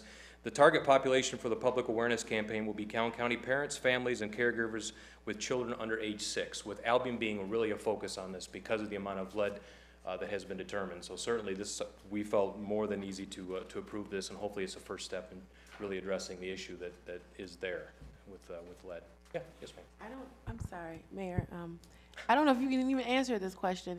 The lead, was it attributed to paint, or did they know? There's a variety of things that it was attributed to. I don't have the specifics on that, but I found it alarming when the fact I did notice that 40% in that one census block had actually identified it with kids that were tested positive for lead poisoning, which is an alarming rate. And it happens in many of older neighborhoods throughout Calhoun County, as I identified. So, but it's something I can certainly follow up, and I can let you know about that too, just kind of some more specifics regarding that. Yeah, absolutely. And then another positive happening, Calhoun County Land Bank was selected for a $600,000 brownfields assessment grant by the U.S. Environmental Protection Agency just recently. The Land Bank will partner with the cities of Battle Creek and Albion to focus on properties in Battle Creek and the Harvard Industries area in Albion, which has been identified. So I know this has been on your radar for some time. So this is hopefully the first step in that process to really address that area. The grant provides funding for inventory, characterize, assess, and conduct planning and community involvement related to the brownfield site. So again, it's a great opportunity, and congratulations to the City of Albion as part of receiving this grant through the Calhoun County Land Bank Authority. So it's a great first step, certainly for the City of Albion, especially the Harvard Industries area. Speaking of countywide transportation, as I'm sitting here listening to that, I do have that on my list this evening. If you recall, back in February, the County Board of Commissioners approved a submission of a grant to the MDOT for a countywide transportation study. And you knew the study will take about a year to complete and will determine the feasibility of a countywide transit system. Well, I'm happy to report tonight that the project has been approved for funding by the MDOT. However, the feds have to sign off, so it's not official, but at least a positive step. We're getting closer, and I think this is one major hurdle to overcome. So granted, once we do get the funding, it'll take about a year to do the feasibility study, and hopefully within a 2-year period, we can really see what that effects or that feasibility is. So again, good positive things happening with respect to that. The state, unfortunately, I got a little bit of down this, so just bear with me on this, but I don't think it's too bad, but we need to really keep track of it. The state held their biannual revenue estimating conference in late May, and the general fund revenue estimates have come in lower than expected due to lower than expected tax collections for individuals and businesses. Revenue is projected down $178 million for 2017, $114 million for 2018, and $99.8 million for 2019. Now, this could have a significant impact on the portion of the road funding bill that many of you know that was $600 was general fund, and that was only if estimates came in as expected. But for all of us as well, any potential grants you may have out there that you may be looking at and expecting to come back, and any potential revenue sharing increases, which again is something that you folks are looking at very. So what I would suggest you do is obviously make sure that you're in touch with your legislators to make sure that they're aware that you want to keep as much of that funding in place, because as I talked to Representative Bison last week, and they were just getting their targets for the 2017 year. So really something to be focused on, because one of the things I brought to his attention was, the necessity to keep some of that intact. So he certainly will be looking at that, but again, it's something that all of us will want to keep track of. And then in closing, certainly, in my monthly newsletter is, of course, just released, and most of you receive my newsletter. And if you're not on the email list, if you're interested in receiving it, please drop me an email, and I will certainly get you on the list. Hard copies are available at the Albion Public Library as well, and it's certainly a great resource to know what's going on, certainly in the 7th District. So, excuse me, with that being said, I'll entertain any questions anybody may have for me at this point in time. discussing that? Does that include money to clean out rivers? I'm sorry, Mayor? I said, does that include money to clean out rivers? With respect to, With what we discussed? oh, yeah, absolutely, we'll be pushing for that. I think that's why I think it's doubly important, because of the fact is, this annual estimating revenue conference came in, and because of the revenues going down, it was really important for us to talk to our legislators and really push for that. Now, as far as the lead thing, Mhm. does the land bank have the opportunity of getting money to clean up places with that?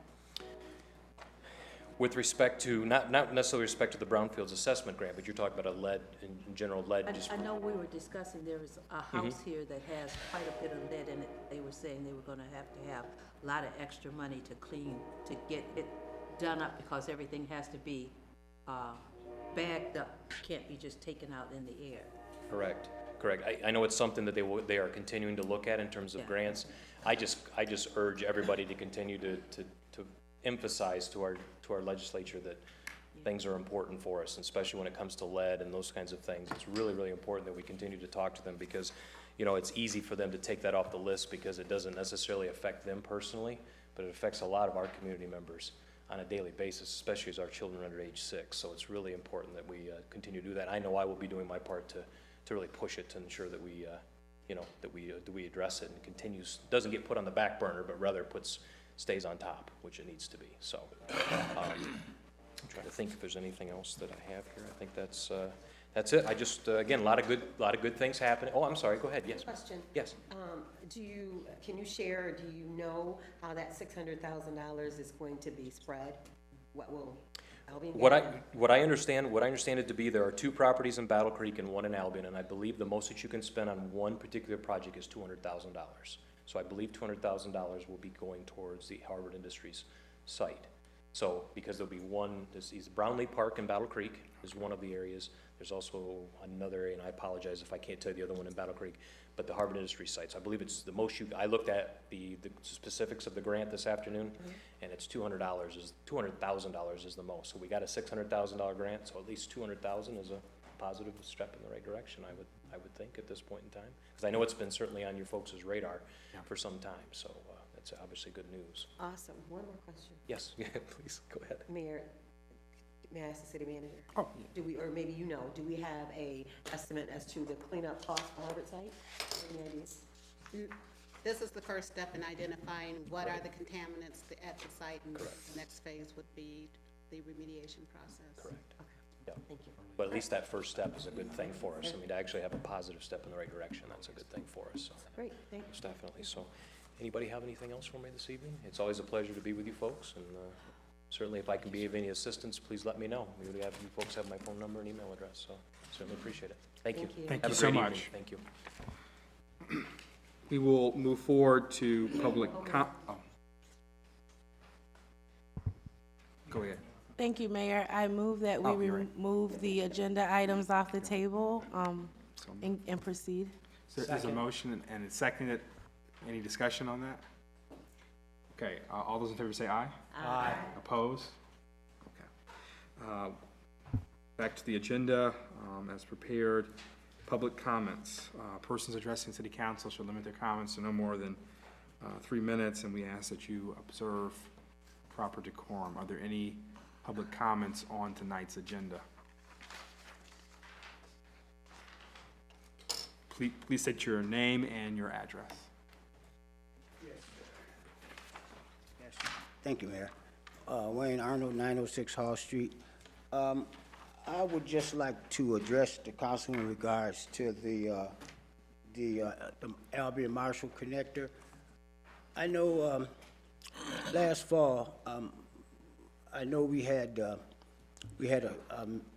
gentleman that had a medical transport service, which he has now went under because he had a concern that that the city council wasn't taking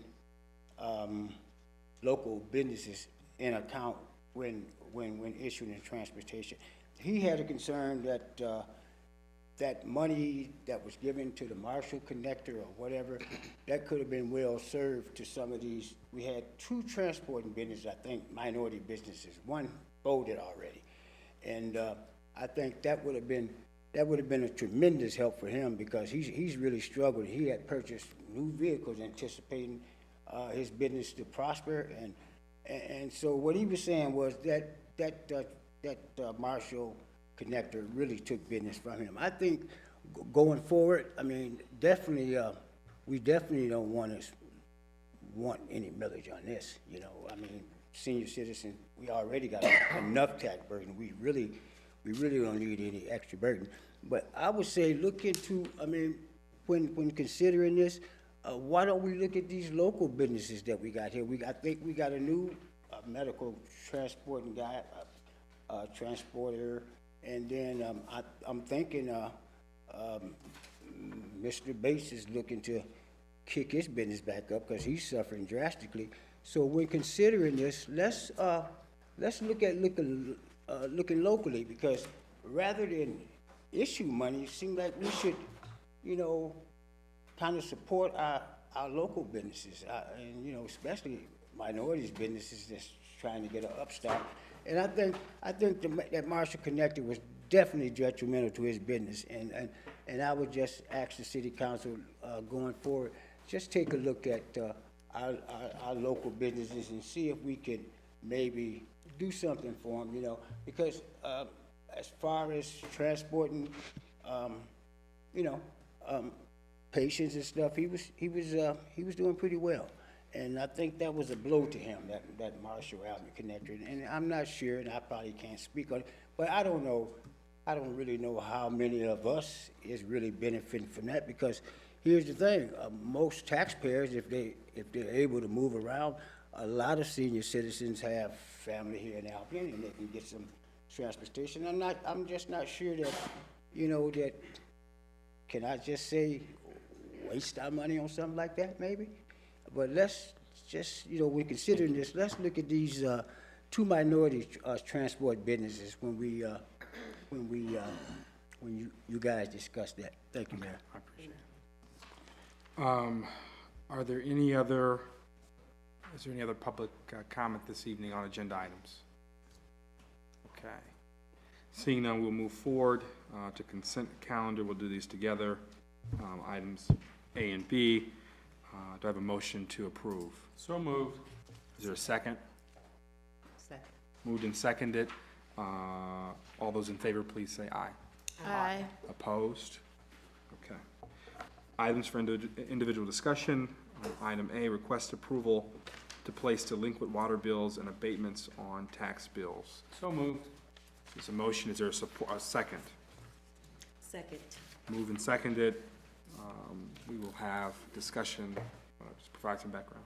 Okay, Mayor and Council, this is the annual process where the city actually applies the outstanding water bills and some of the abatement bills that have not been paid.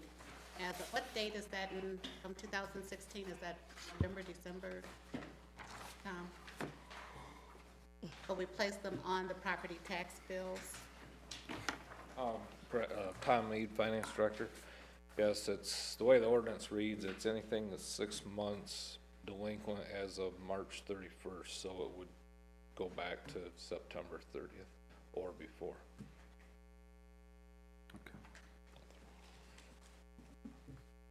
Okay. Are there any questions from council about that? Councilmember Lawler. Thank you, Mayor. As I looked at this, at the packet, I see many of the people that stayed on these properties, the property owner was responsible for their bill. I would support that if the property owner that stayed in the property would be taxed on their taxes, but if there is a renter that has this bill in their name, I really don't think it's fair for the property owner to take on somebody else's bill. I was wishing that there was a way we could go after the actual, person that was responsible for their own bill, could be held responsible for their own bill and not have someone else be responsible for it. It just seems like, if I create something, then I'm responsible for it. Why should somebody else be responsible for my bill? It seems like it will give, a renter, the okay to not pay their bill. It just seems kinda unfair, but, I mean, I do understand, but it still does seem a little unfair to not go after that actual person that created that bill. Okay. Councilmember Brown? Thank you, Mayor, for clarification. We have the property owners identified. We also have the utility customers identified. So this is, this is gonna go on the tax bill of the utility customer, correct? Or the property owner? Property owner, The property owner. Yeah. which is, Okay. if I could clarify, which is, Colin can jump in anytime, what that's state law with municipal utilities. The bills stay with the property. In a smaller community like this, obviously a lot of tenants, they're not always gonna stay in the city. I mean, they can be there and then they can be 100 miles away 6 months from now.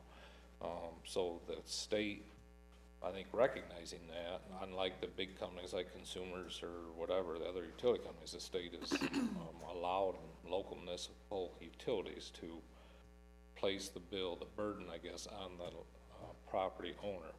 And I think that's part of the issue you gotta deal with as a landlord, is considering that and maybe getting deposits, or we try to encourage, we try to educate the landlords. They can look it up online, or they can call us or whatever. But if you have, hopefully are getting a deposit, don't release it until you know that all the bills are paid on the property. And I understand the concern, because when, last fall during the election ever, I was walking on, I want to say it was Fitch Street, and there was a gentleman there who said he owned a number of properties, and basically he said that I guess his narrative was that a tenant had some kind of way left the water running and had left or something, and it was just like a astronomical bill. And he was very vocal about what is the city going to do to make him whole. And so I understand if there are, we have to abide by state law, but I think the question, I guess the heart of what I'm saying is are we aware of any methods or programs or best practices for landlords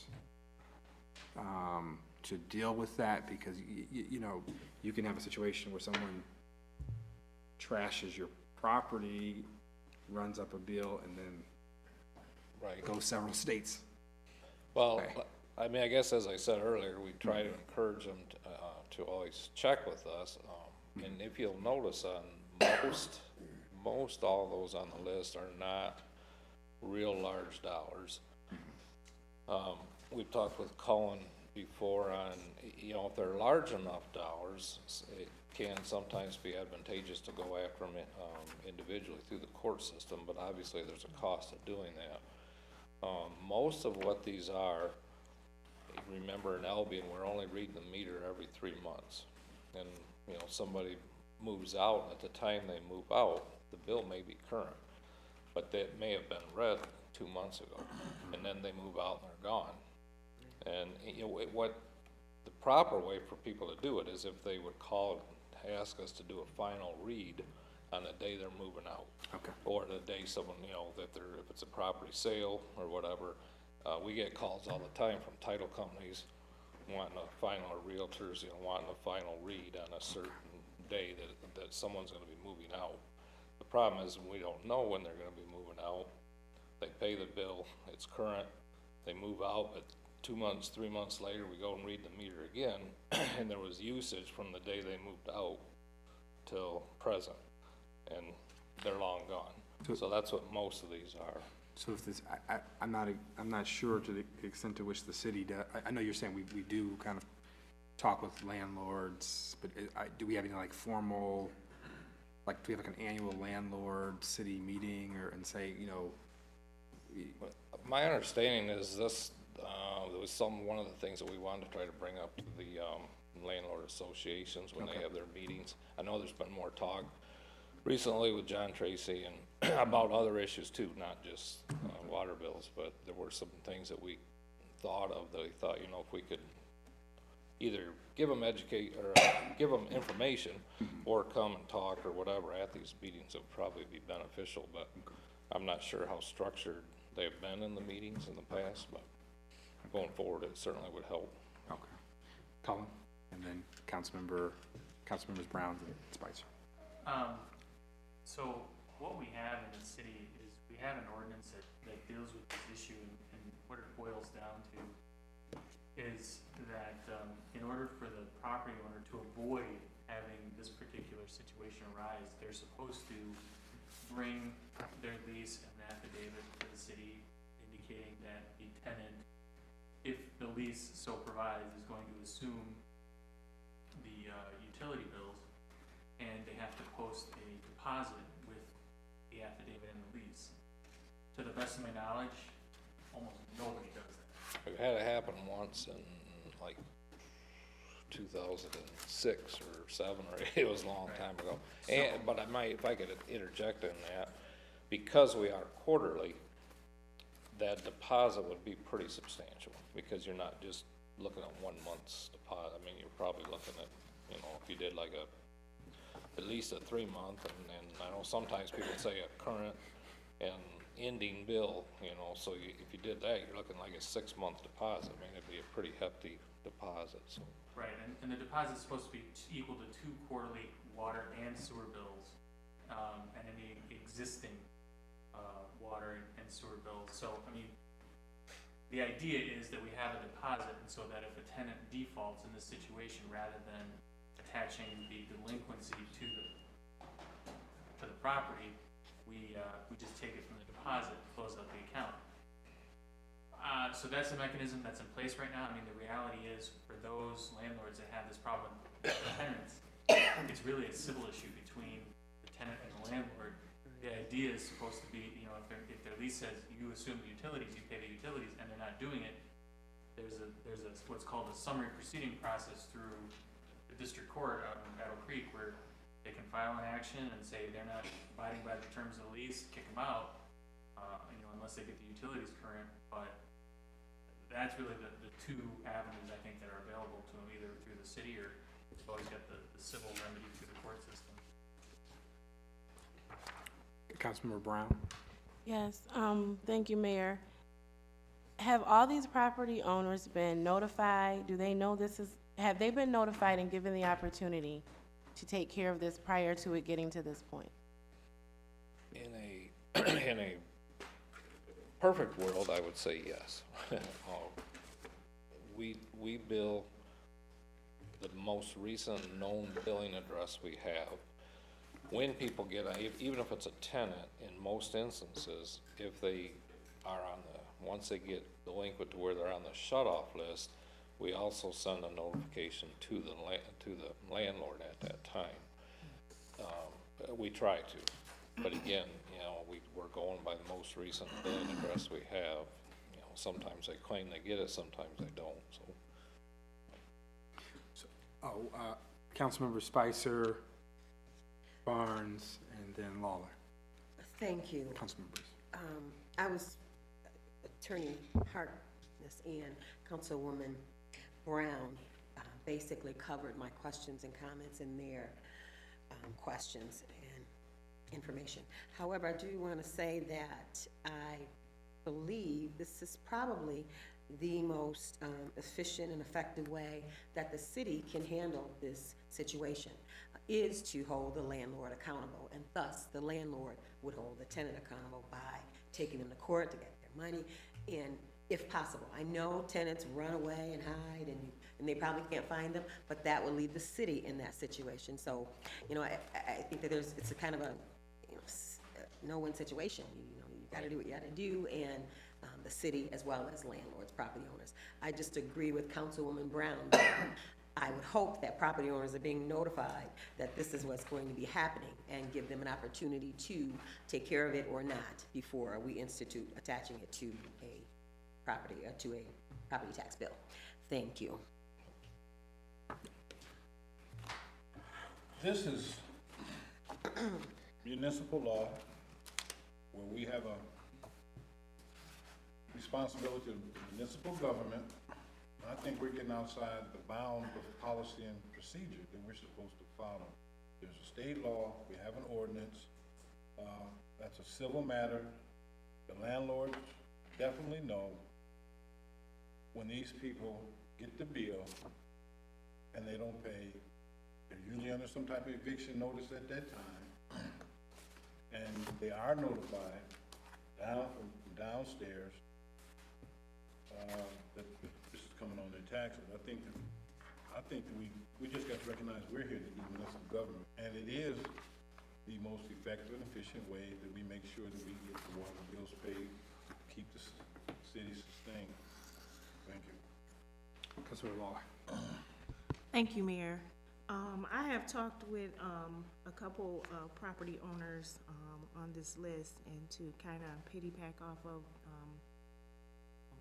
Councilman Brown and Councilperson Spicer, it was new to them when I kind of made them aware that this was going to be happening, attaching it to their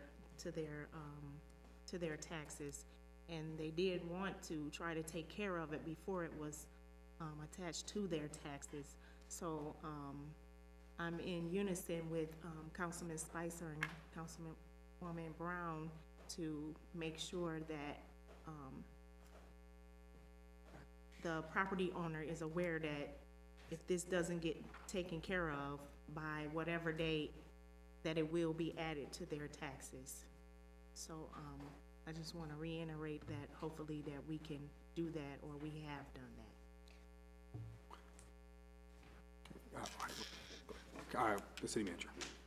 Mayor and Council, I just wanted to let you know that we are working with Attorney Harkness to have a last-ditch effort to notify those who are here that they are about to have this assessment against their property taxes. There's two realities. One, some of the effort, the legal effort to go after the dollars might be more than the actual outstanding bill. And the other is if they have truly abandoned the property, we'll end up eating it as it goes through the process of foreclosure. But to answer your question, Councilmember Lawler, yes, we will make every effort before it goes on the tax bills to try to get people to do the appropriate thing. Thank you. So one of the questions that I had, and the city manager was kind of hinting at that, is we do this every year. It goes in the tax bills. So the question is, how many of the people are paying the property taxes? Like how many, because there's was one on there for, there are some, $1,000 plus things in there. Are they seeing that in their taxes and paying it? Or are these kind of? Well, initially, we're gonna get paid for all of them, because what the property owners don't pay, the county will make us whole at the settlement next year. However, once the county goes through their collection effort and it goes to auction, if some of these properties don't sell a few years down the road, they will bill us back for that. So, well, I guess my question is, it's like, I understand that part, but I'm saying like, of the, I guess, the delinquencies on the list, compared to, like, I guess, previous or past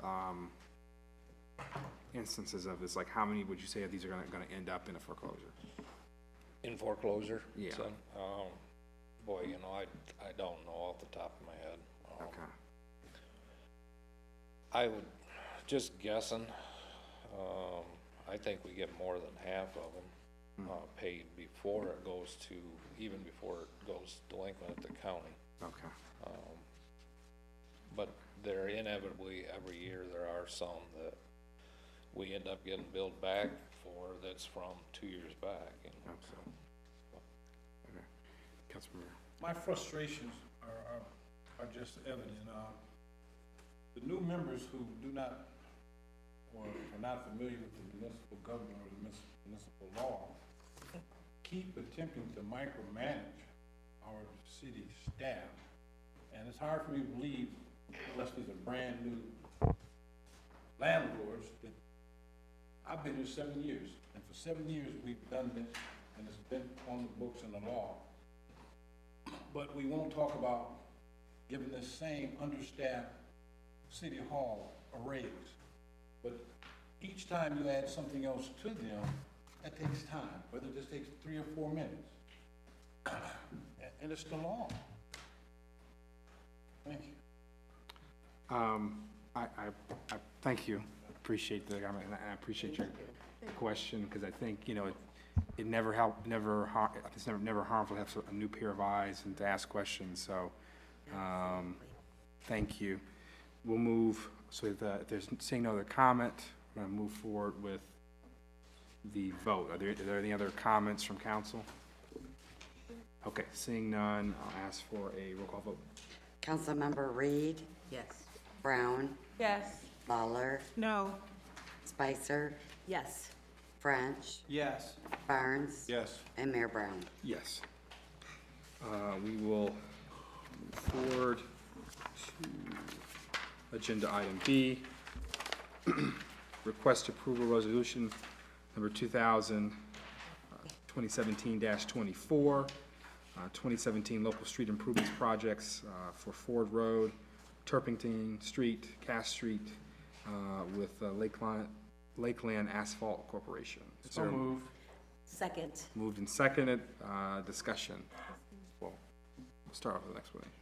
Mayor and council, what you have before you is the proposed street improvement project for 2017. The RFP was issued, and you see the responses. The lowest qualified bidder was identified as Lakeland Asphalt, and that dollar amount is in front of you for $346,359. In addition, there is what is referred to as alternate A, and that is the project by the athletic fields by the college, and they will actually be paying for that portion of the project, and that's $173,000 and some change. So they'll fully reimburse the city for that amount. Are there any, Councilmember Spicer? Thank you. I have a question. I didn't see indicated in the info that I have, or perhaps I overlooked it, the start date for the project? Jim, are we looking at this summer?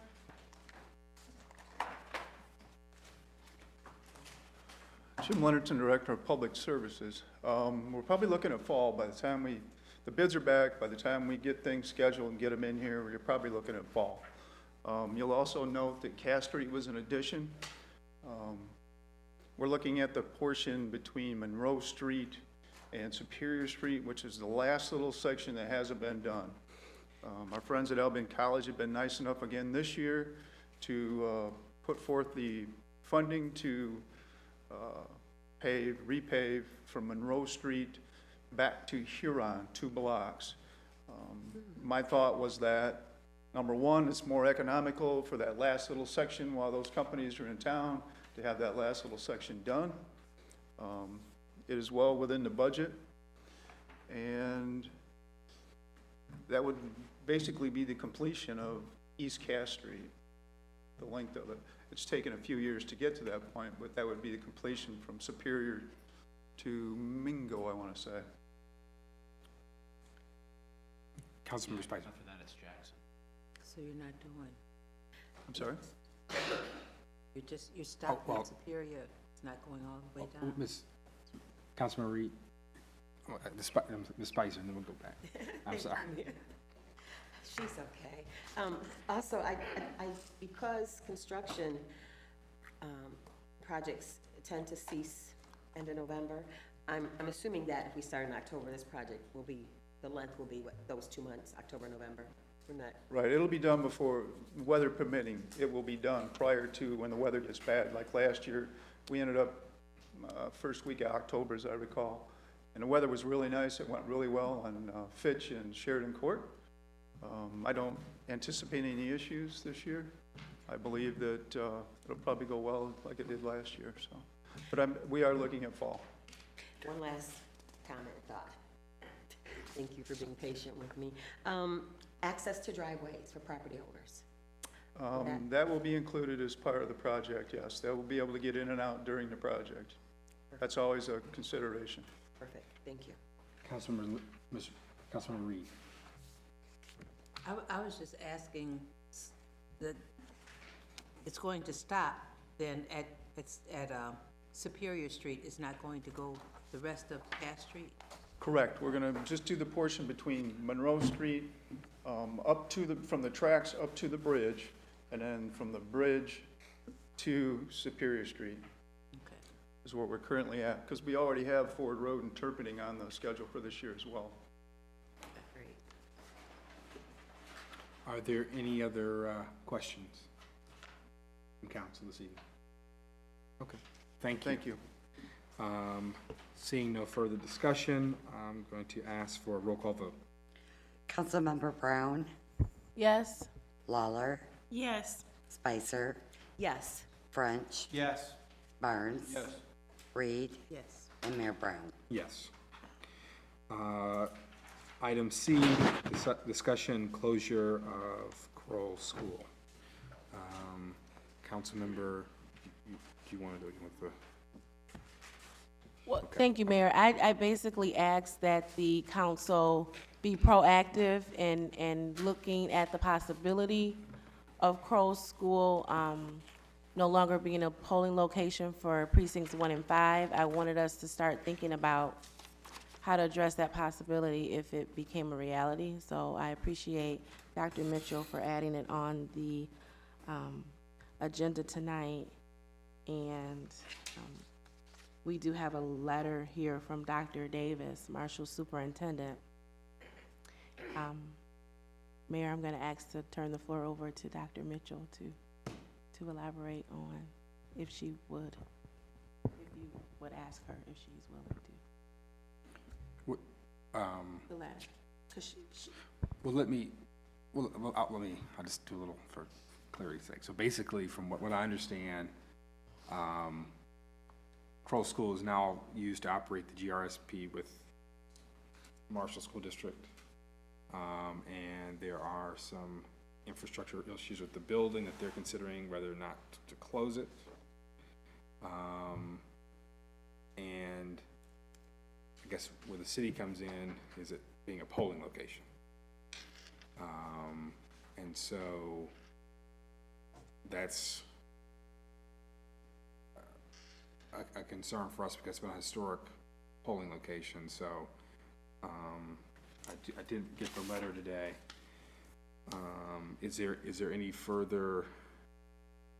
I don't have a lot more to add. You do have the letter in front of you from Dr. Davis in regards to the property, basically indicating that there are some long-term maintenance costs for the facility, that it may not be feasible to keep it open, and they're exploring options, but no decision's been made. One of the questions, quite frankly, that he posed to me was if the city was aware of any other interests or options for that building and its use. I didn't have an answer for him at the present time.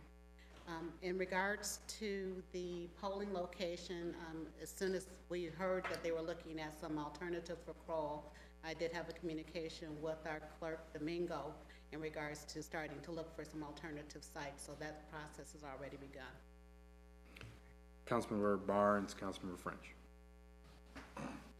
I feel the concern is bigger than just that being a polling site. Precedent has been said again. The Albion City Council in those few years when annexation was being proposed, the council signed a resolution not to support it and asked the citizens not to support it. Therefore, I'm saying there should be a long-term discussion concerning the closing of the projected closing. I went over and saw the blueprint today. The closing is not going to happen in the next 9 months. I think that there should be some community dialogue concerning the school, and then asking to keep it open. I would differ with the Marshall superintendent at this time that the use could still be early learning, Head Start, preschool, the GRSP, and it's the last school in the neighborhood that area kids have access to. There's no parking or projects with playground equipment. There's no playground equipment on the Crowell site. It's just one old basketball court. McIntosh Park, which is the city's, has no equipment up to date, and I haven't pushed that because I didn't want to interfere with the Holland initiative. Also, the United States Department of Agriculture could use that building for a food program. Albion has 80 to 90% of the students eligible for reduced lunch, and by that being the statistic, they are eligible to have summer lunch programs, which could go in. It also could be used for after-school education location, tutoring math, tutoring science, tutoring English. The first estimate that I received concerning the renovation of Crow was $250,000. Then the day I get a letter saying $500,000. I would like, to see a spreadsheet on those numbers. Also, you have CAP and CISD in the building. I'd like to know how much money do they put into that budget sheet to take away from that spreadsheet. Also, we're talking about the fall of 2018, and it said options, so it's not a done deal yet, and I would hope that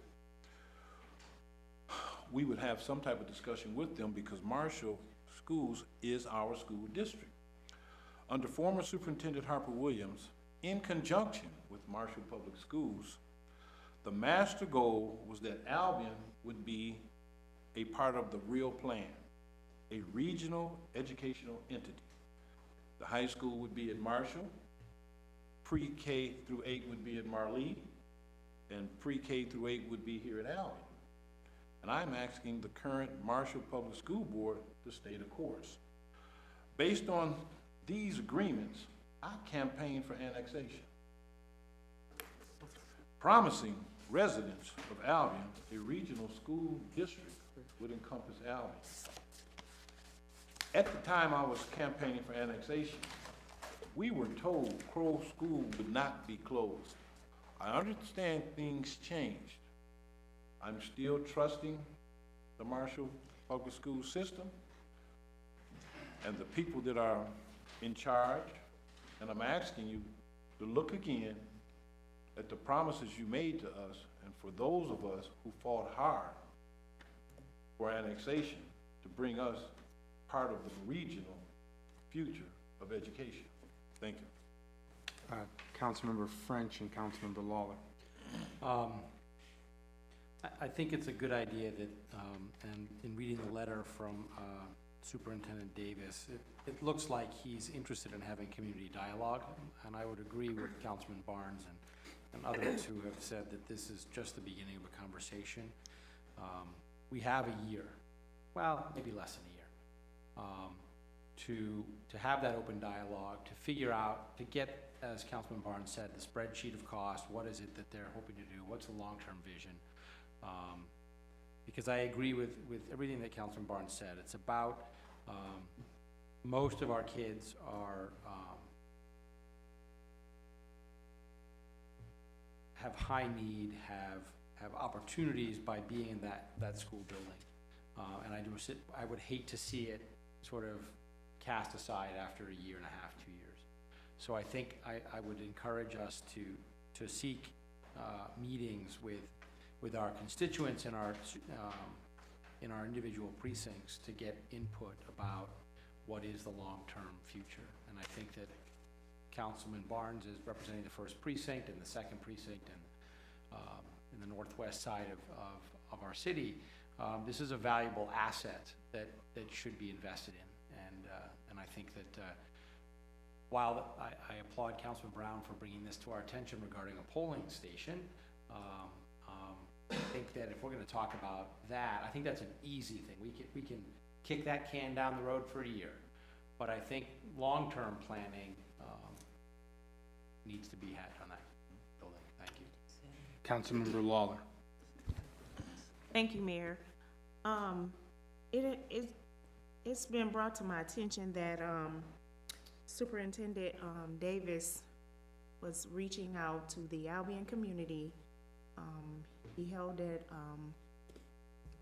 type of open meeting that he wanted people to come and actually say what they want to see done with Crow School. And to my knowledge, only teachers that could not really speak up on what they wanted to see Crow School, the vision for Crow School, attended. So I just want to encourage the city as a whole, whether you just live here, a resident, or you have some type of leadership here or anything like that, to, when he tries to reach out to us, take advantage of it. Because if he makes a decision that you don't like, there is really nothing that you can say, because he has given you the opportunity to speak and say what you want and the vision that you want to see for Albion, well, for the Marshall Public Schools. So take advantage of that, or you'll just have to be quiet once the decision is made. Councilmember Brown. Thank you, Mayor. Referencing the letter that we received from Dr. Davis, he says that they had 2 meetings with parents and guardians who have children at Kroll, and that he planned to have 2 more public forums. I don't know when they met. I don't have a child at Kroll, but I'm hoping that for the 2 meetings that they are planning in the future, that we really get the word out. And I echo you, Councilmember Lawler. The community needs to speak up for what they want regarding the building at Kroll. I know that the letter also references that anything that will happen won't happen until the fall of 2018. But I asked the council to zero in on the last sentence. Dr. Davis is looking to make a recommendation to his board by September 1st of this year. And this is June. So we don't have a lot of time to get these conversations rolling. So I encourage us to, let's get active and speak.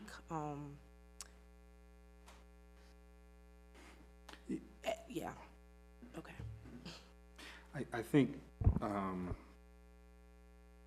my concern, like I said, in Michigan, school districts and I guess municipalities, are separate. But I think, and the facilities that we use for voting locations do that. That's basically, they volunteer to do that. I think they're compensated somewhat, but they don't have to, huh? Are the locations compensated? Okay, so they do it completely volunteer. So, we can't force someone to use a site, but I do think that since we've had consolidated sites, that's made a lot of sense for the northern part of town, and really, to be frank about it, voter access, that's a big thing. We don't want to make it harder for people to vote. So actually, this would be a wonderful topic of a joint meeting. I know we had a discussion about that a couple of meetings ago about scheduling a time with the school board, but I think that might be something we need to talk about. We had a discussion about agenda items or requests for those, but this might be something that we can talk about because, again,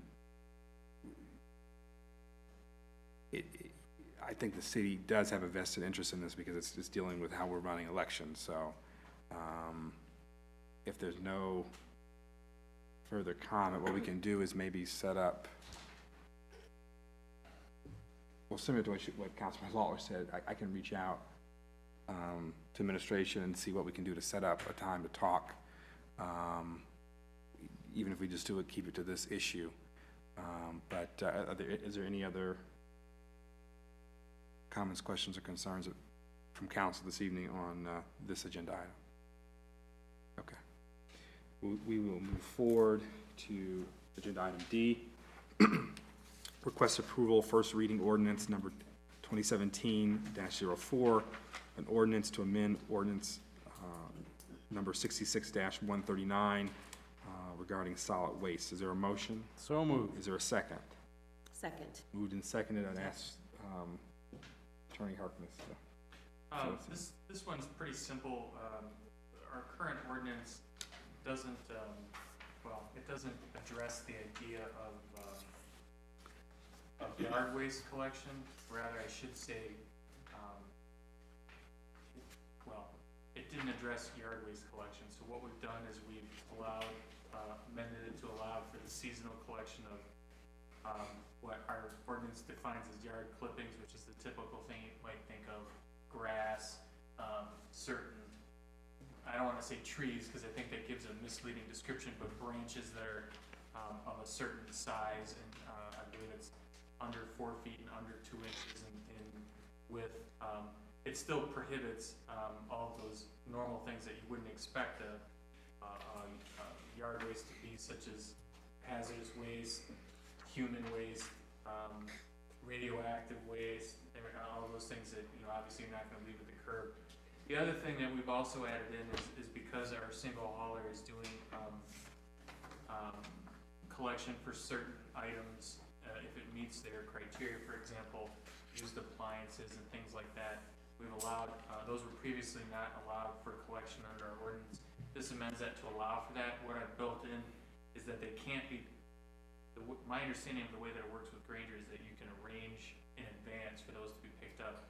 We've built in that they can't be placed out on the curb for collection more than 48 hours in advance of the specified time. The idea behind that is to preclude people from having a fridge or, something sitting out at their curb for weeks on end without being collected. So in a nutshell, that's what it does. It just makes those small things to allow for the yard clippings and yard waste to be picked up, and the other bulk items that Granger has agreed to collect as part of their service. So one question, I don't know, I have a question about you. If you do have, let's say you have an old TV, how far in advance would you have to call them? That I don't know. Do we know? How far in advance?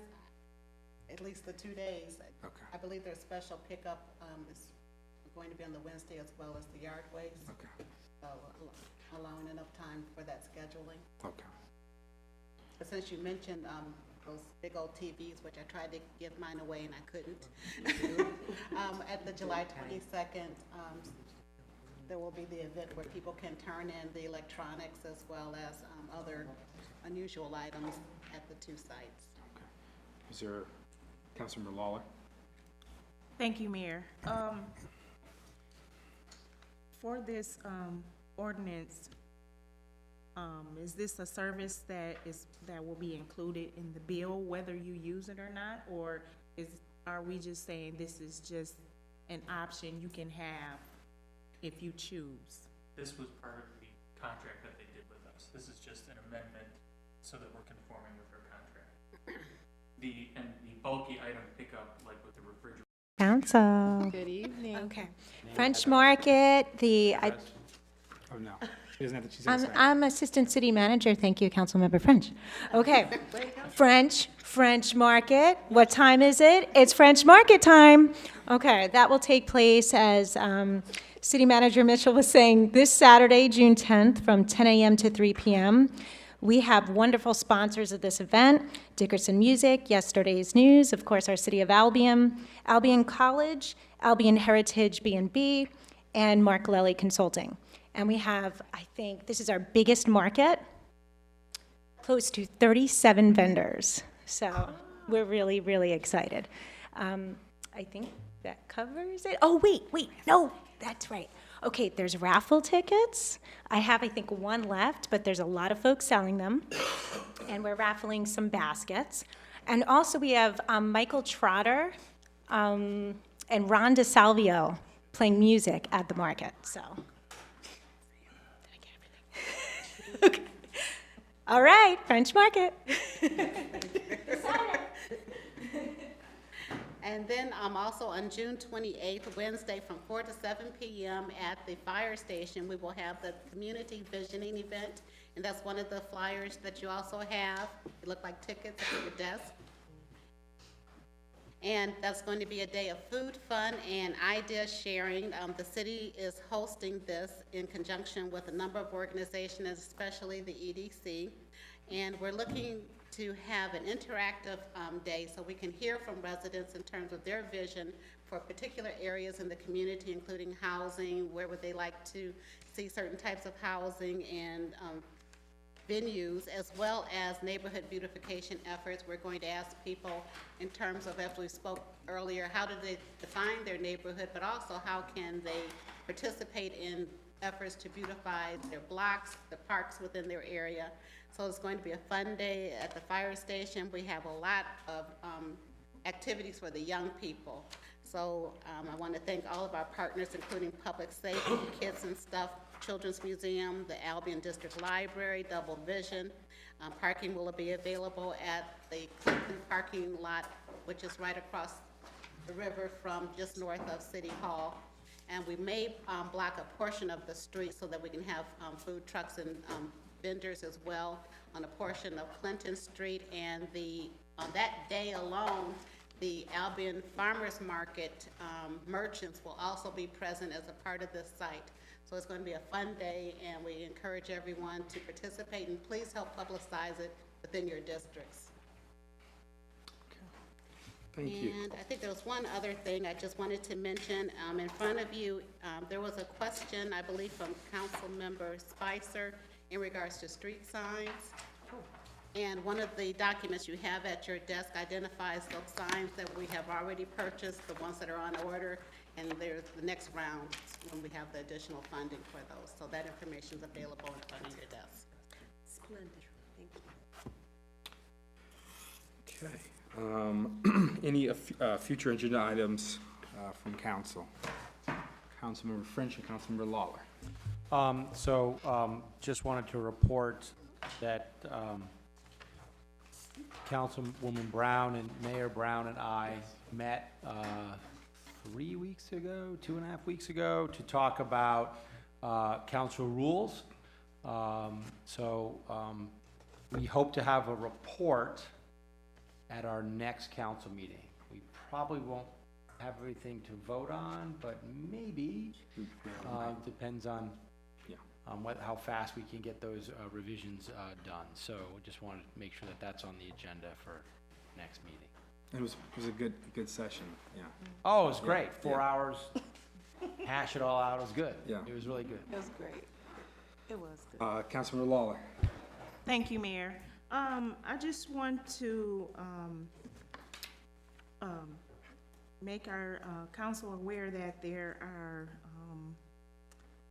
potholes / sinkholes in the area of Ionia and North, Division and Hall.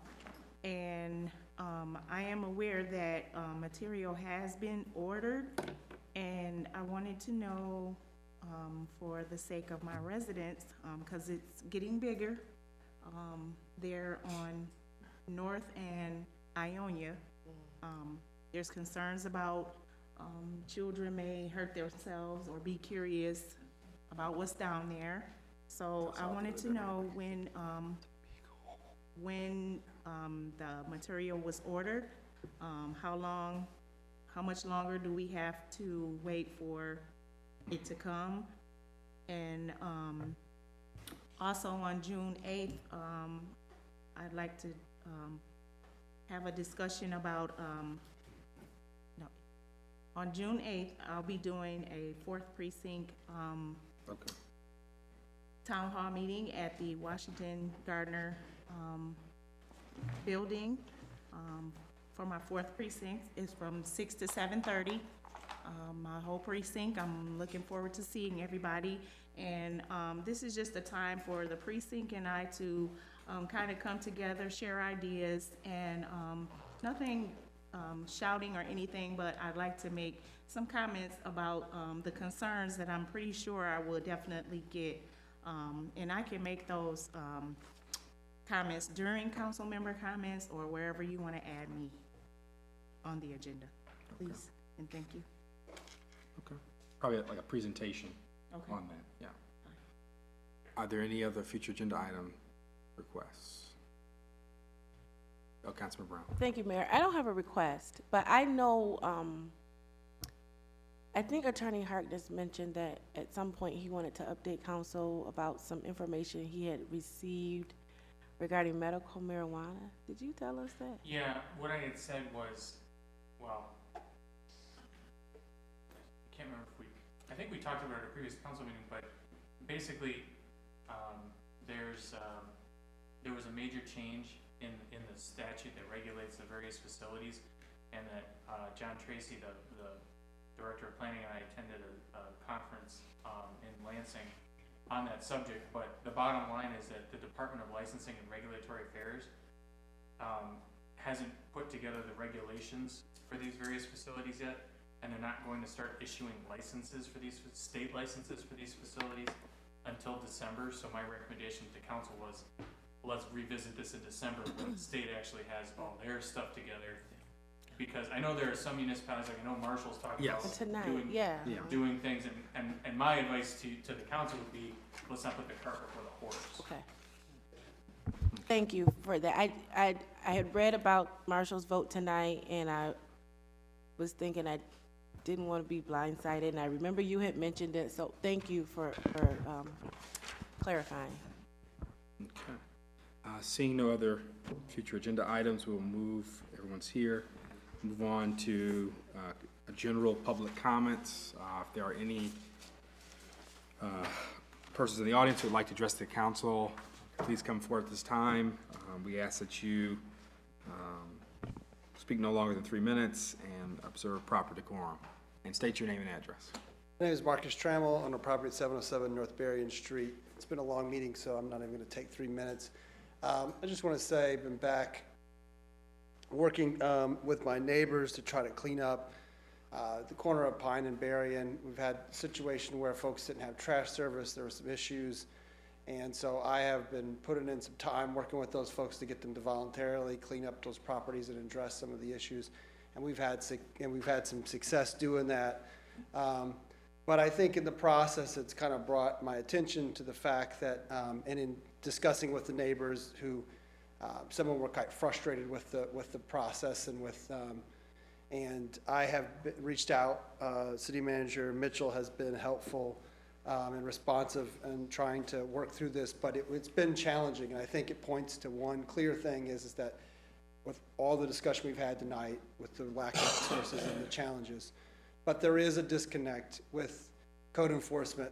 Even looking through the ordinances in the discussion we had, that that possibly the ordinances that we have are not clear or maybe appropriate at this point for really trying to make this straightforward, especially the citations, the notices that are given seem to be vague. People are kind of puzzled about exactly, what they're being cited for, what they can do to remediate it, the process of follow-up, all of that. So I want to encourage the council. I know there's a long list, long meetings ever since I've been attending, but I think it's really important as the city, moves forward and we look at neighborhood stabilization, that we figure out how to do clear, consistent, and fair code enforcement, and that people are aware of what the sort of rules and the community standards are, and maybe there needs to be some discussion about what the standard is. And then a commitment by the administration to actually enforce in a way that's consistent and fair and responsive. And I think that's been, in the process going through, I find there's been some challenges there, and I think some things that could be done. So I would encourage, as the council has time, in discussion with the city attorney, to look at the ordinances, to look at the processes, because if we have ordinances that we can't enforce or ordinances that we're not willing to enforce, then we essentially don't have ordinances. And I think that, you know, so let's bring it in line with what we know we can enforce, what we know, what standards we can actually hold people to. And I think that would be important in moving the city forward and making the neighborhoods safe, habitable, and clean, and also fair for people who live in them. So, thank you. Thank you. Are there any other public comments this evening? Hello, Council, Mayor, City Manager. My name's John Dunklin.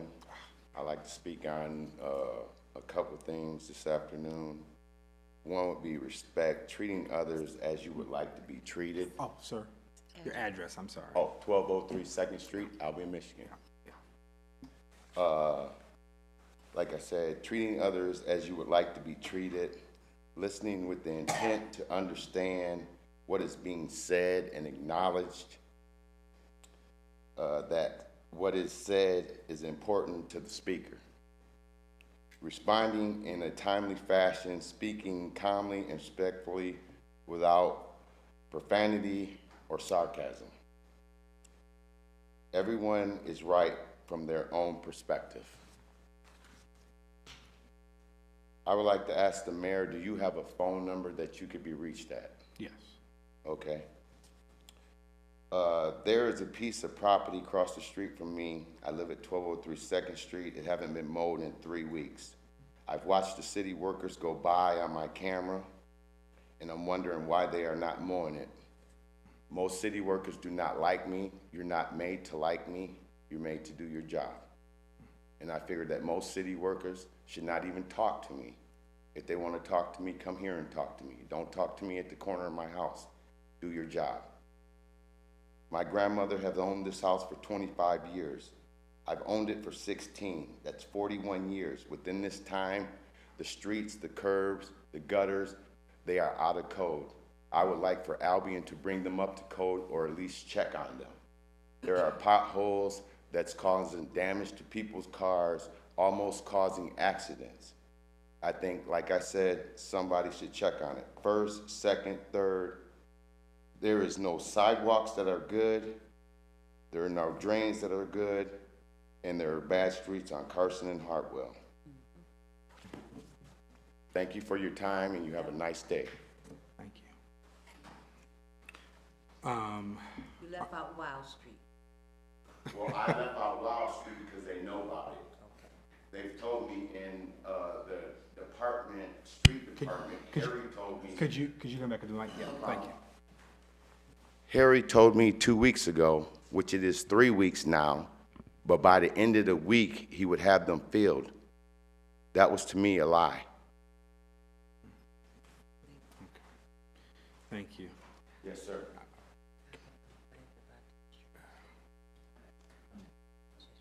Lynn talked to him from the audience, and I got my hand up, now you just gonna look at me? Okay. He was looking at me too. Yeah. Well, what we try to do is to allow people to speak and not respond.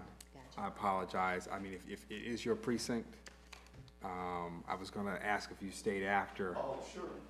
Well, after the meeting Oh. to talk, yeah. But if it's your precinct, do you have a particular question?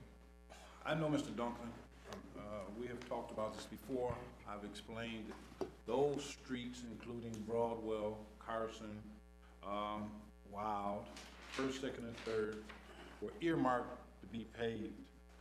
What happened was the Superior Street situation from the state, and this prior council decided that we would hold that money to fulfill our obligation with Superior Street. A few years back when Kevin Markovich was our acting city manager, those streets were earmarked at that time also to be done. But some other things came up and council decided to put the money other places. I'm aware of the sidewalks. Mr. Dunklin and I have viewed those sidewalks with him. Those curves off, he's shown me where they were out of code. However, there's only so much I can do with one vote and with things happening to where this city couldn't put the money there. But I've been fighting from day one to get those streets done. Thank you. Is there any further public comment this evening?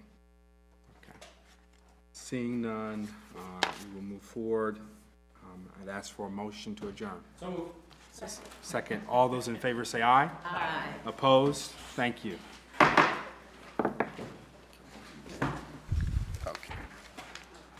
Do I need to sign? Nope.